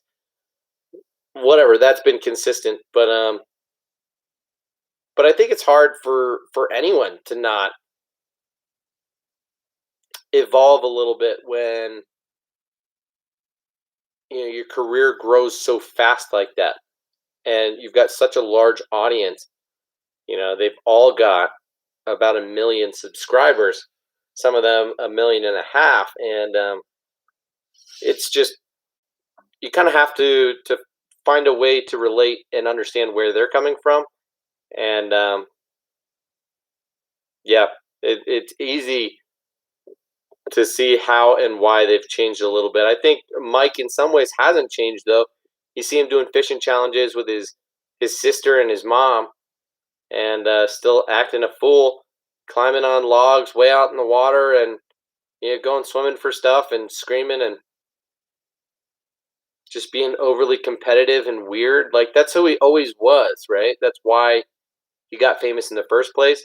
Yeah, I mean he's getting super weird when they're all together on trips and he's getting hammered and just acting like that nerd who doesn't know how to party. But I mean that's who he is, right? So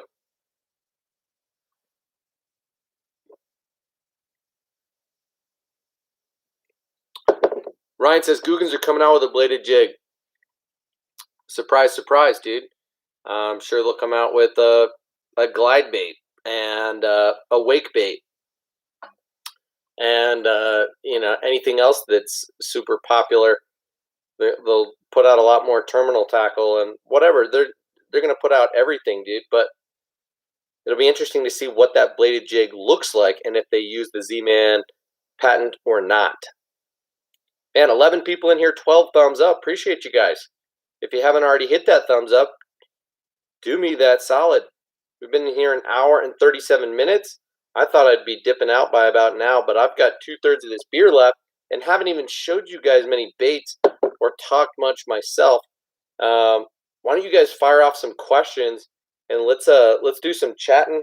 I'll show you kind of what's in my tackle box right now, what I've been bringing with me the last couple outings. I haven't been catching a ton of fish. I haven't been going out very much, just because my father duties have been increased quite a bit as of late. Ray says, but 6th Sense is letting anglers come to them. Casey doesn't push it on anyone. People come because they know and they try their stuff, Absolutely. Ray, you're right about that. 6th Sense does it right. They're not over the top with anything, but they're not underground either. They have spread in a very organic and appropriate sort of way.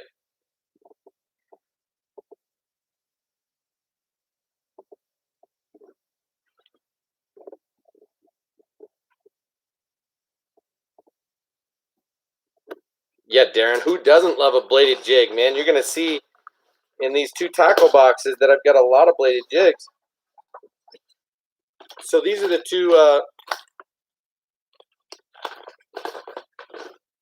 two main boxes I got with me right now. And this is what I brought last weekend. I don't know where the other box is that I've been bringing around.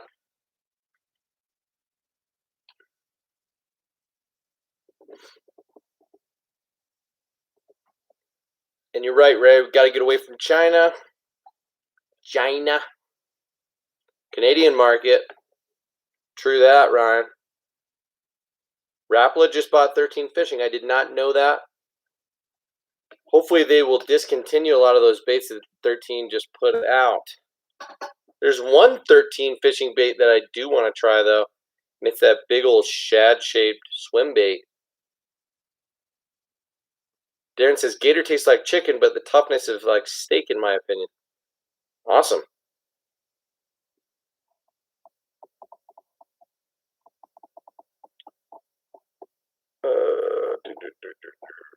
Darren, what's up with Flare and Gaunt Llama and Giant Llama? Don't know, dude. He was just in the mood. Guggen's a little too proud. Think their baits are the shit with some, which some can be. All the different baits, it's losing views. Yeah, for sure. I don't think their baits are the shit, except they're soft plastics. AP and Aaron Weaver have frostbite.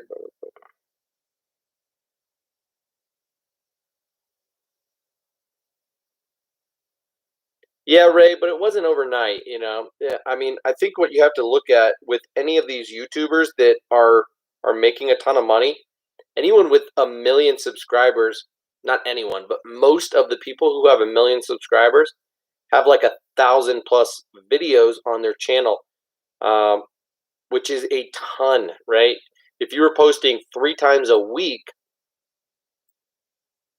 that would be 150 videos in a year. It would take you like 7 or 8 years of posting 3 times a week to have that many videos. So if you know what type of content people are looking for and you're posting that frequently, like Rob was doing daily videos for like 2 years straight. So it's impossible for you to not grow and substantially when you're putting out that much content. It's just straight up. That's how the algorithm works in large part. So it definitely was not overnight, even though it might have felt like it to a lot of us viewers, Ray. But I hear what you're saying, dude.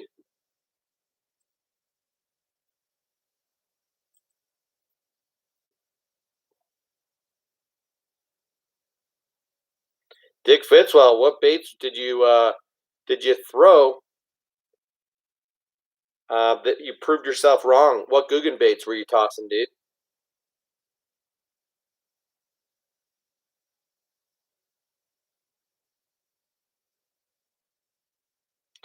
Riley, the fire crawl, we did catch a couple. Snagged it after my dad caught a fish, and I had to go swimming. I'm not sure if you saw that picture that I posted yesterday. It was a little bit blurry. Posted on Instagram, but I hung the fire crawl jackhammer up in the rocks, like in 3 feet deep of water, but it was maybe 7 or 8 feet off the bank. So I had to take my pants off and climb into the water to get the bait back. But yeah, it did okay. The water was just a little bit too clear for that to be, I think, the color that they wanted. Had a few followers on the bait, and had a couple fish that we caught on the bait, but it did fairly well. The paint actually chipped off a fair amount. The blade is painted like a matte black on that fire crawl jackhammer, so I was surprised to see just how much came off in while fishing it for I think I've fished it now for 4 or 5 hours, and it's taken a little bit of abuse, right? I fished it around rocks a fair amount, not just grass, so that's part of how it goes. Hey BJ, thanks very much, man, about the video with my daughters. That was not planned whatsoever. I was actually thinking I was going to delete it after posting it, but appreciate the kind words. Nice of you to say. Golly, I am not caught up whatsoever. Darren says, "Are you a bank angler? If so, do you have like a day box? And if not, what would you put in that?" Yeah, Darren, I am a bank angler a lot of the time.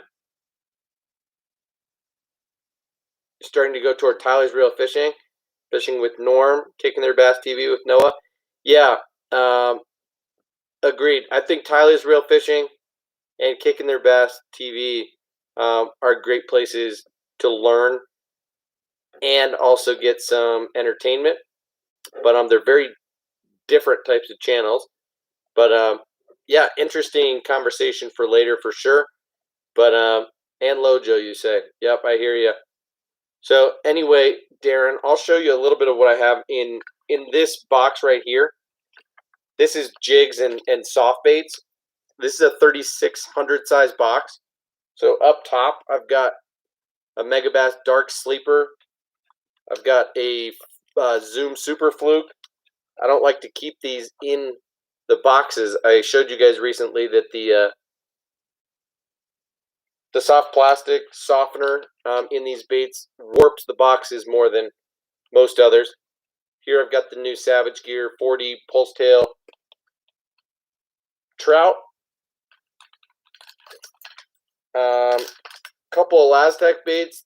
This one I haven't really showed you guys the final product. This is the Z-Man Pop Shads that I turned into like a Binksy. Put that spinner blade, the TRD spins, and the prop blade on the back. Threw that around a little bit and it works. And then awesome little jackhammer with a Turbo Cross trailer. Got a couple Thunder Crickets and a jackhammer on this same row. Next row, I've got a couple of the Project Z weedless chatterbaits.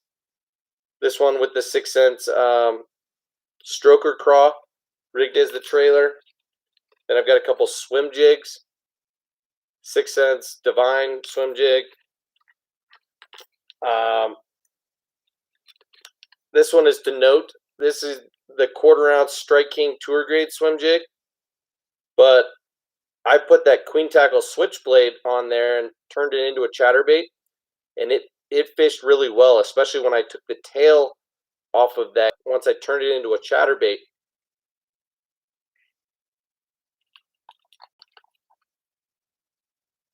sorry if I just tripped out a bit there, but yeah, the bait was stalling out a little bit. Didn't have the best transmission with that paddle tail, but once I took it off, then I could feel the bait a lot better on the retrieved back. So I thought that was pretty cool. So a couple swim jigs, bunch of chatterbaits, bunch of finesse jigs. Got like a half a dozen in here, you know, all pre-rigged with different trailers on them. And then I've got some Pond Magic spinner baits from Booyah, all in this 3600 box. And then I've got this smaller size box with hard baits in it.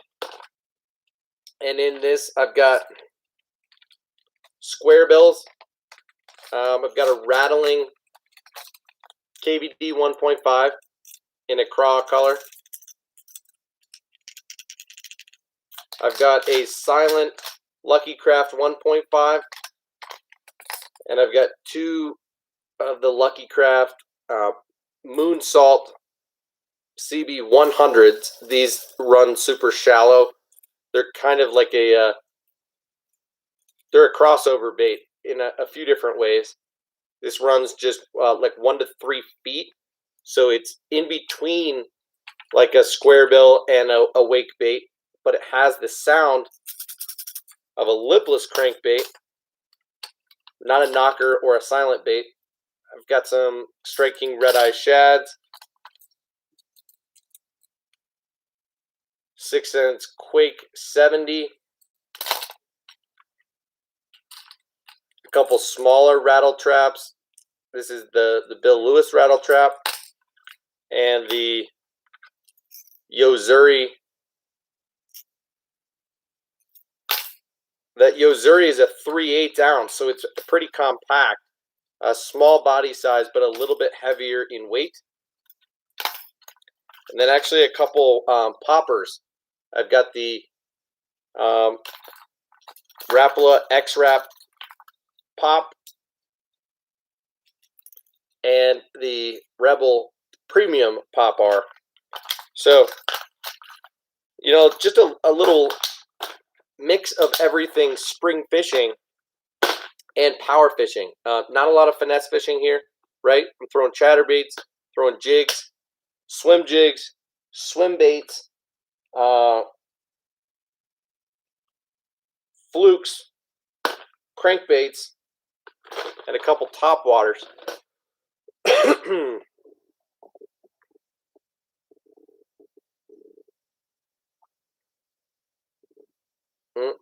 I've been missing you guys just popping off in the freaking comments. Take it easy, guys. Woo! BJ, you think I should have more subs? Appreciate you. That'll change over time, man. No worries. Dick Fitzwell, Slim Shake in natural. Yep. On a Bass Pro quarter-ounce shaky head. Went and grabbed some Banditos and Kraken Craws and Lunker Logs to try later this week. For sure, man. Lunker Logs are probably a little overpriced, but decent bait. If you got that 6-inch, I would think it's definitely worth it. Either way, though, yeah, can't go wrong with those soft plastics. And I bet that shaky head was killer. That natural color, man, is wicked. It was that same that I showed you in the Bandito bug. Love that color. All right. The whole crap with Ben Milliken being a keyboard warrior turned me off of his channel. 6 cents baits, too. Just fish and leave drama and the bickering out of it, says Matt's Fishing Mission. I hear you, dude. The drama is annoying. You know, I think a lot of people do it to get more views, and ultimately they get more followers and subscribers by being dramatic. But I'm not a big fan of that either, dude. And I totally hear you. BJ, Tyler and this crew is number one. Appreciate you, BJ. That is super nice of you to say. Ben Milliken is an absolute stick, though, and he's good for the fishing community, I think. He definitely has a stronger personality, though, so I hear where you're coming from. Clayton Schick, need to watch that, dude.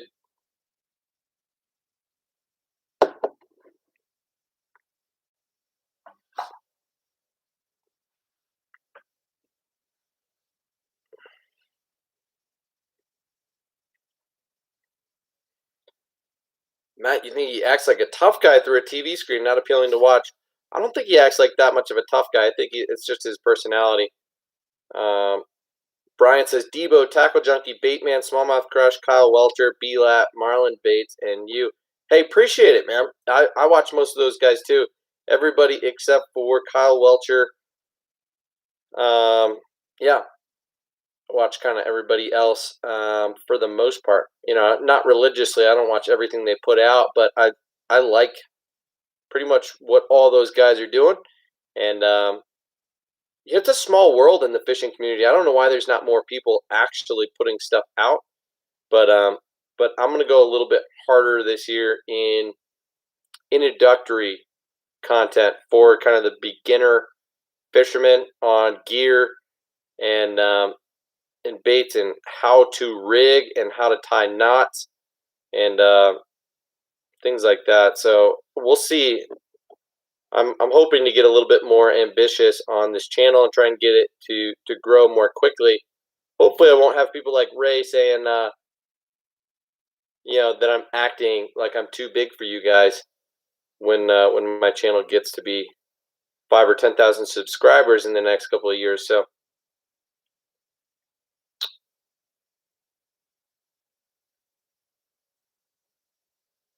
that's true, BJ. People are here for us to hang out and to hang out with me instead of talk about other YouTube channels. But no big deal, man. I'm happy to talk about other channels. What about Alex Rudd or Ben Nowak or Mikey Balls or any of those guys? Do you guys watch them?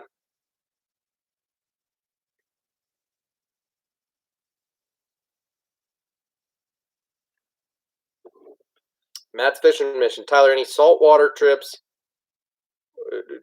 What just happened? Tripped. Any saltwater trips for your 2020 agenda? No, Matt. Not as of right now, dude. Why do you ask? Someday. Someday, man. Let me try and catch up on these comments. You guys are flying.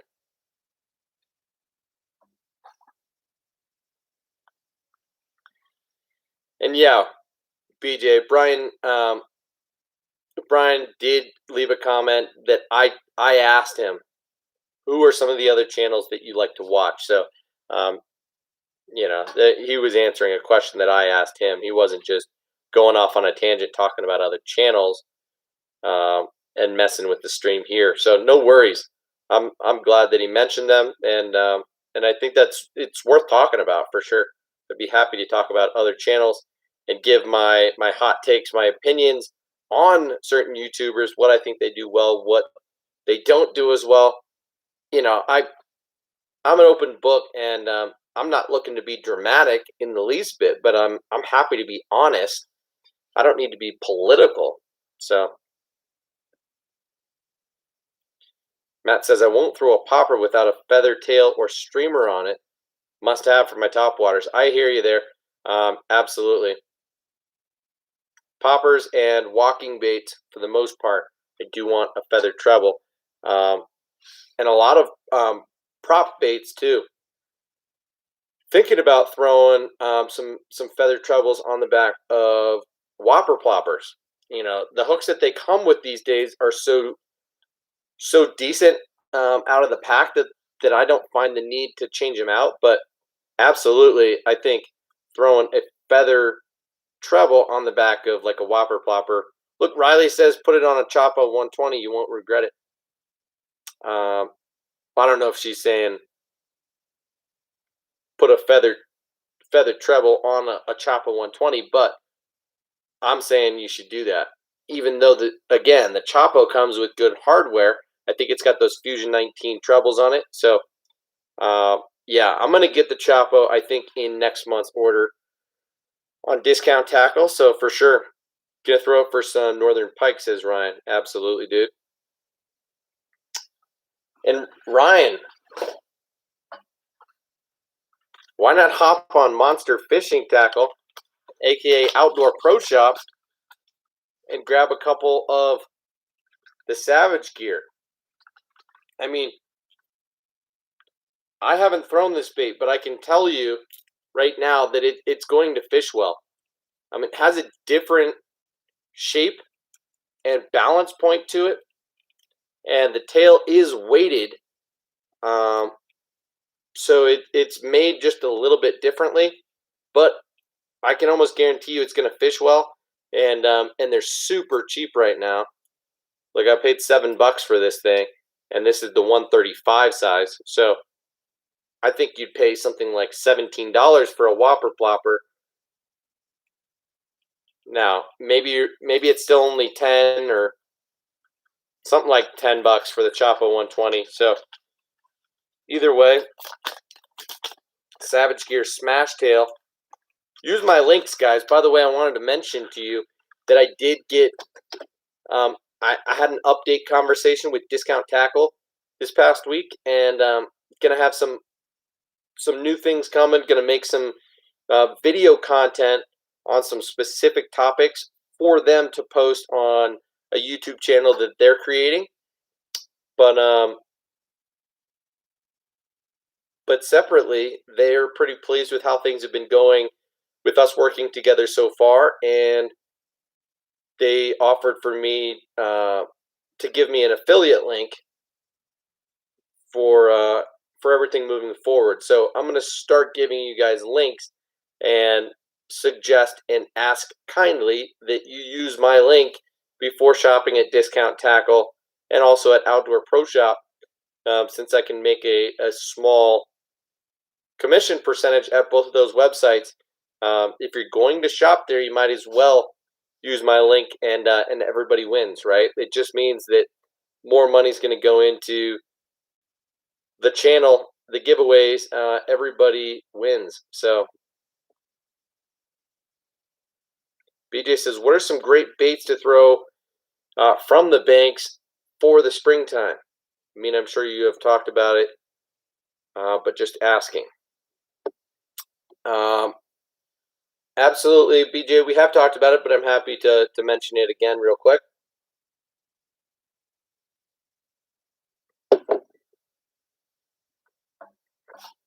Yeah, Ryan, Tactical Bassin is like the OG, right? I mean, that's some of the best content out there.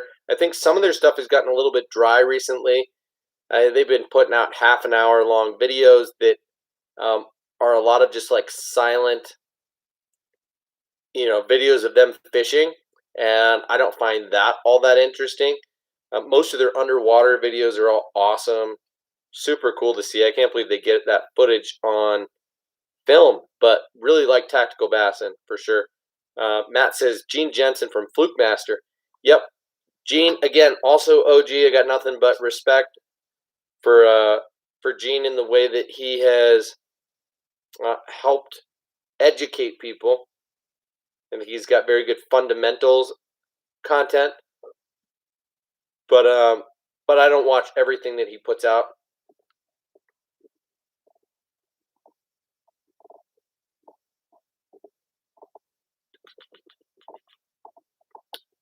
Carson, when's your giveaway video coming out? Dude, I only do like one giveaway a month, so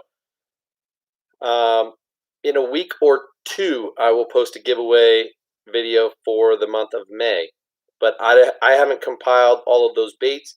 I'm open to suggestions if you guys have ideas of what you'd like for me to put in the giveaway.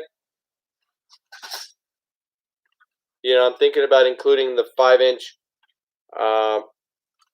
3D bluegill from Savage Gear, and I've got some other ideas. You know, I want to throw maybe a jig, some finesse jigs, maybe some more Ned rigs, but I kind of want to cover all of bed fishing, cover most of what I didn't in last month's giveaway. So, Ryan, still got to pick up those VMC hybrid trebles. Yeah, you do, man, for sure. All right, BJ, let me answer that question of yours. I think it was you, wasn't it? Yeah, from the bank in the spring. There's actually a lot that you can throw, dude. So, Dick, it was Adam Sexton won the giveaway. Ryan says I have some of the Savage Gear swim baits for pike. They work good for the big ones. Yep, can do that if I ever order out of the States. Got to wait for the dollar to come back up a little bit. I hear you. No worries, no pressure whatsoever. In fact, I'm willing to go the opposite with you, Ryan. If we can figure out shipping, I will send you some baits that you cannot buy in Canada, and we'll split the cost of shipping. And you know, if there's some specialty baits that you want me to buy off of a different website, there's a whole order that you want me to make, we can do that. But we just got to get on the same page about payment and such. You said you don't have Venmo, so anyway, we can figure it out. I'd be happy to help you out. So thanks for even offering or suggesting that you'd be willing to use my affiliate link. So nice of you to say. BJ, from the bank, I like throwing weedless swim baits. I like throwing chatterbaits. I like throwing Texas rigs as probably my primary 3 baits when I'm trying to find fish. When I'm covering water or fishing specific structure, like individual pieces of cover, then those are the baits that I'm going to go to most frequently.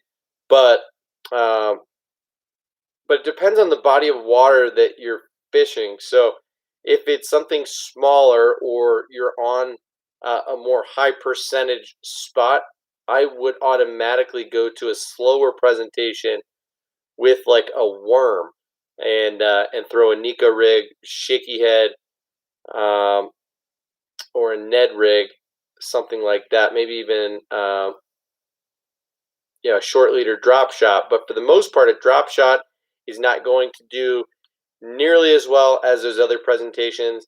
A Nico rig probably not quite as much either, but a shaky head and a Ned rig are going to be a little bit better than the others from the bank more often than not. But like I said, if you're throwing to a specific area, be it structure or cover, and you know that the fish ought to be there, then it's kind of anything goes that's a little bit slower and that you can leave in the strike zone. So hope that kind of answers your question, dude. Riley says, made my first order on outdoor and got a frog. Well, good for you, Riley. What kind of frog did you get? And I bet you didn't make the order through my link, did you? I'm just going to try and remind you guys, and I'll make sure to leave the links in the descriptions of my videos moving forward, in like all my videos.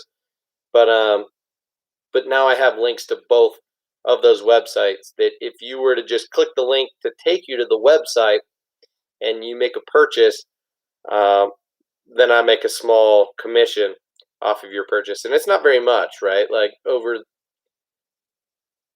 in the long haul, it might end up being a tiny amount that makes a little bit of a difference, especially if I can help sell some equipment like rods and reels, which, Discount Tackle does carry some good stuff. And, like my go-to spinning reel, for example, the Daiwa Exceller LT, they've got on sale for 20% off, and it's like $63. You can't beat that price. The Lew's TP1 black stick rods that I bought 2 of, they carry, I think they're sold out right now, but those rods are really nice, and I would highly recommend them. Even though they're not discounted, they're carried there, and I would recommend people buy them. So either way,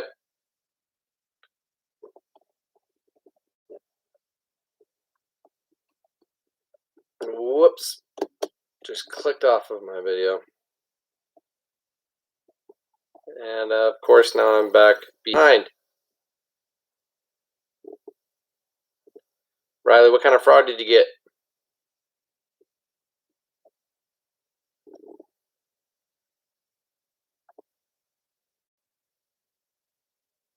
BJ, appreciate you, man. For the 8th time in this stream, man, you're too nice, too generous. Dick Fitzwell. More details on your link. No, it's literally just a click through, right? And I still need to learn if I can get individual links to products, or if it's going to be a general link that just takes you to the homepage, and then you search and build your cart. However, but no, I'm just going to have the links to the URL, to the websites, in the drop down in the description part of the video. Like on this one, you'll be able to see right now that my link to Discount Tackle is there, but not to Outdoor Pro Shop at the moment. But if you click that link to Discount Tackle, it'll take you to the homepage, I think. And then just the fact that you click that link means if you buy anything from Discount Tackle in the next, I don't know what their cookies are, next month we'll call it, then I make, I don't know what it is, 6 or somewhere between 5 and 10% commission off of that purchase. So you make $100 purchase, and I make a $5 to $10. So not very much, but it adds up over time. You imagine that there's a couple hundred people a month making purchases from $50 to $100, then it adds up, right? Then we're talking a few $100s a month, and then it makes a difference, right? It makes sense that the guys at Tactical Bassin are making all those buyer's guide videos around the holidays, because they're probably, the sales that they make off of affiliate programs spike big time that time of the year. So anyway, the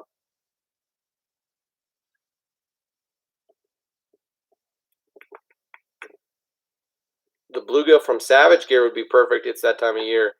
You're right, George. What's a good bait to buy? And is work from Outdoor, because I just bought a frog from their website. Sorry, Riley, I don't understand what you're saying. Poppin' frog. What brand, Riley? What kind of frog did you get? Tell us what brand, what model, what color. Brian says, I tried to drop shot a Z-Man trick shots on a RoboWorm rebar hook. Was tough to rig.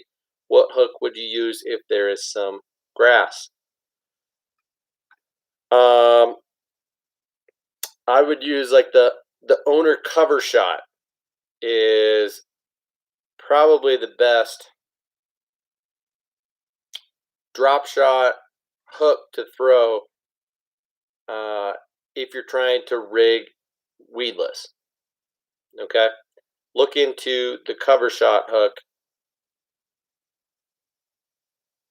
from owner Brian. But yeah, Z-Man elastic baits can be hard to rig regardless. So I'm curious to know about the rebarb hook, just what was difficult. But I think that cover shot hook should work a little bit better for you. Also, like the VMC Nico hooks are pretty good. And also, depending on the size of the trick shots that you're throwing, if you're throwing that 4.2, you could easily step up to like a 1/0 almost. Mustad grip pin. Ryan says, Tyler, I can't remember what you said. Front, back, or both hooks for the VMC hybrids. I said front hook, personally, and that's personal preference, right? Some people might disagree.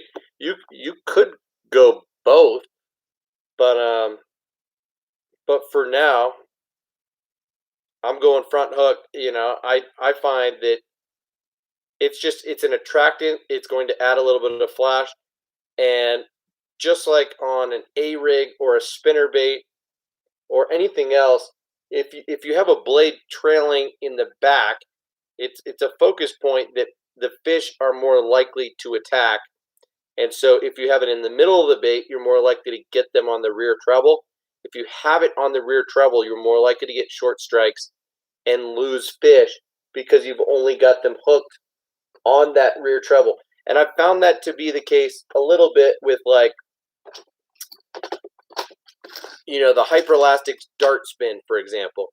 This bait here that I've talked about a fair amount, and I really, really like it. This is the small size, the 4.5 inch, but it's a tail spinner, right? So you imagine if it didn't have that blade, it's going to be pretty easy for the fish to grab the hook. But you add this extra 1.5 inches, and it's pretty easy for a fish to short strike and grab the blade in the back of the bait without taking the hook. So same issue with those bladed trebles, in my opinion, Ryan.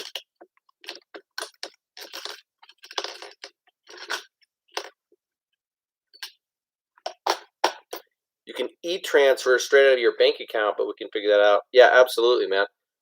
Love to help get you some baits that you don't have access to, and just find a way to make it work.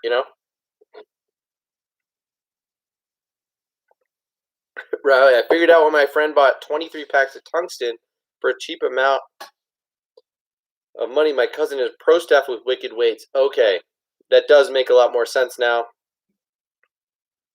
But 23 packs of tungsten is a lot, yo. I don't care how cheap you're getting them. That's got to be $100 worth of tungsten, right? No codes or anything. No codes. Nope. You just click the link to take you through to the website, and that's it, man.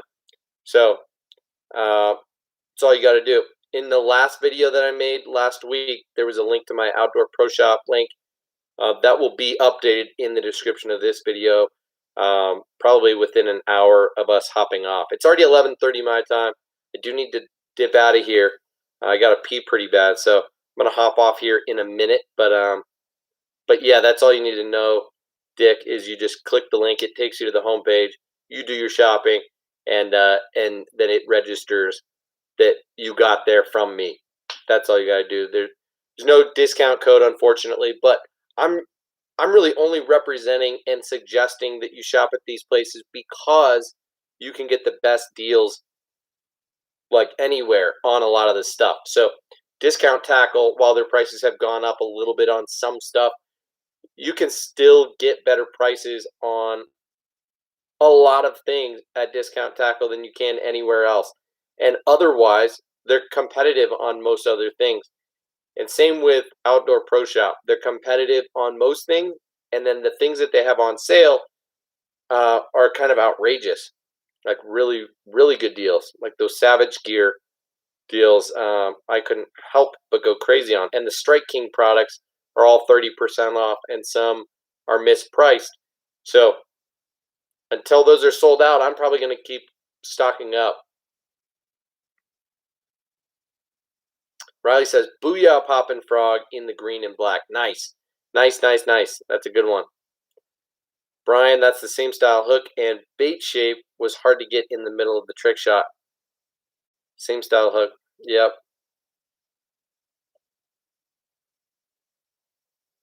Hmm.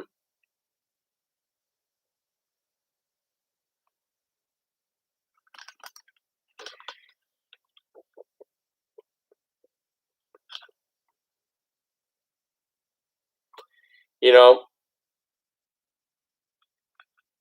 tough to say, Brian, because I absolutely hear you that going up from the bottom is going to be hard to find the dead center. But the good thing about Elastec is that you can just keep trying.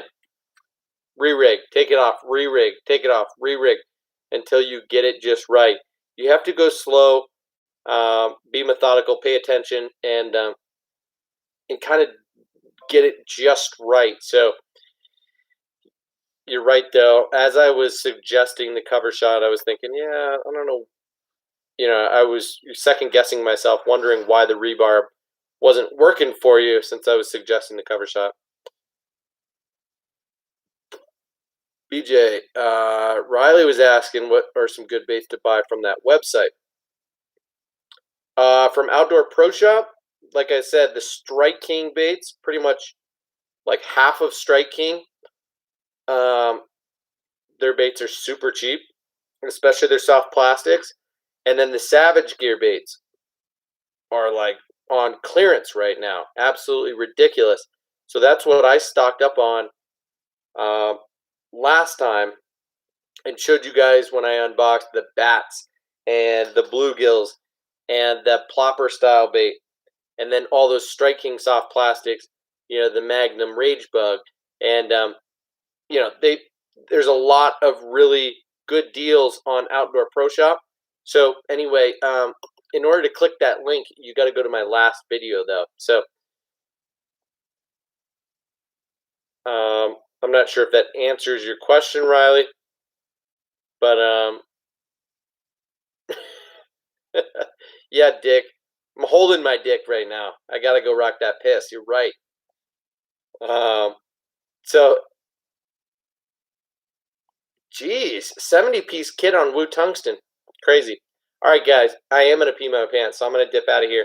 But awesome hanging out with you guys tonight. Thank you so much. It's been 2 hours and 18 minutes. Pleasure hanging out with you guys. I'm sure Ray's happy that we hung out as long as we did. So, yeah, glad you liked that, BJ. Holding my dick right now. I got to go pee. Have a great rest of your night.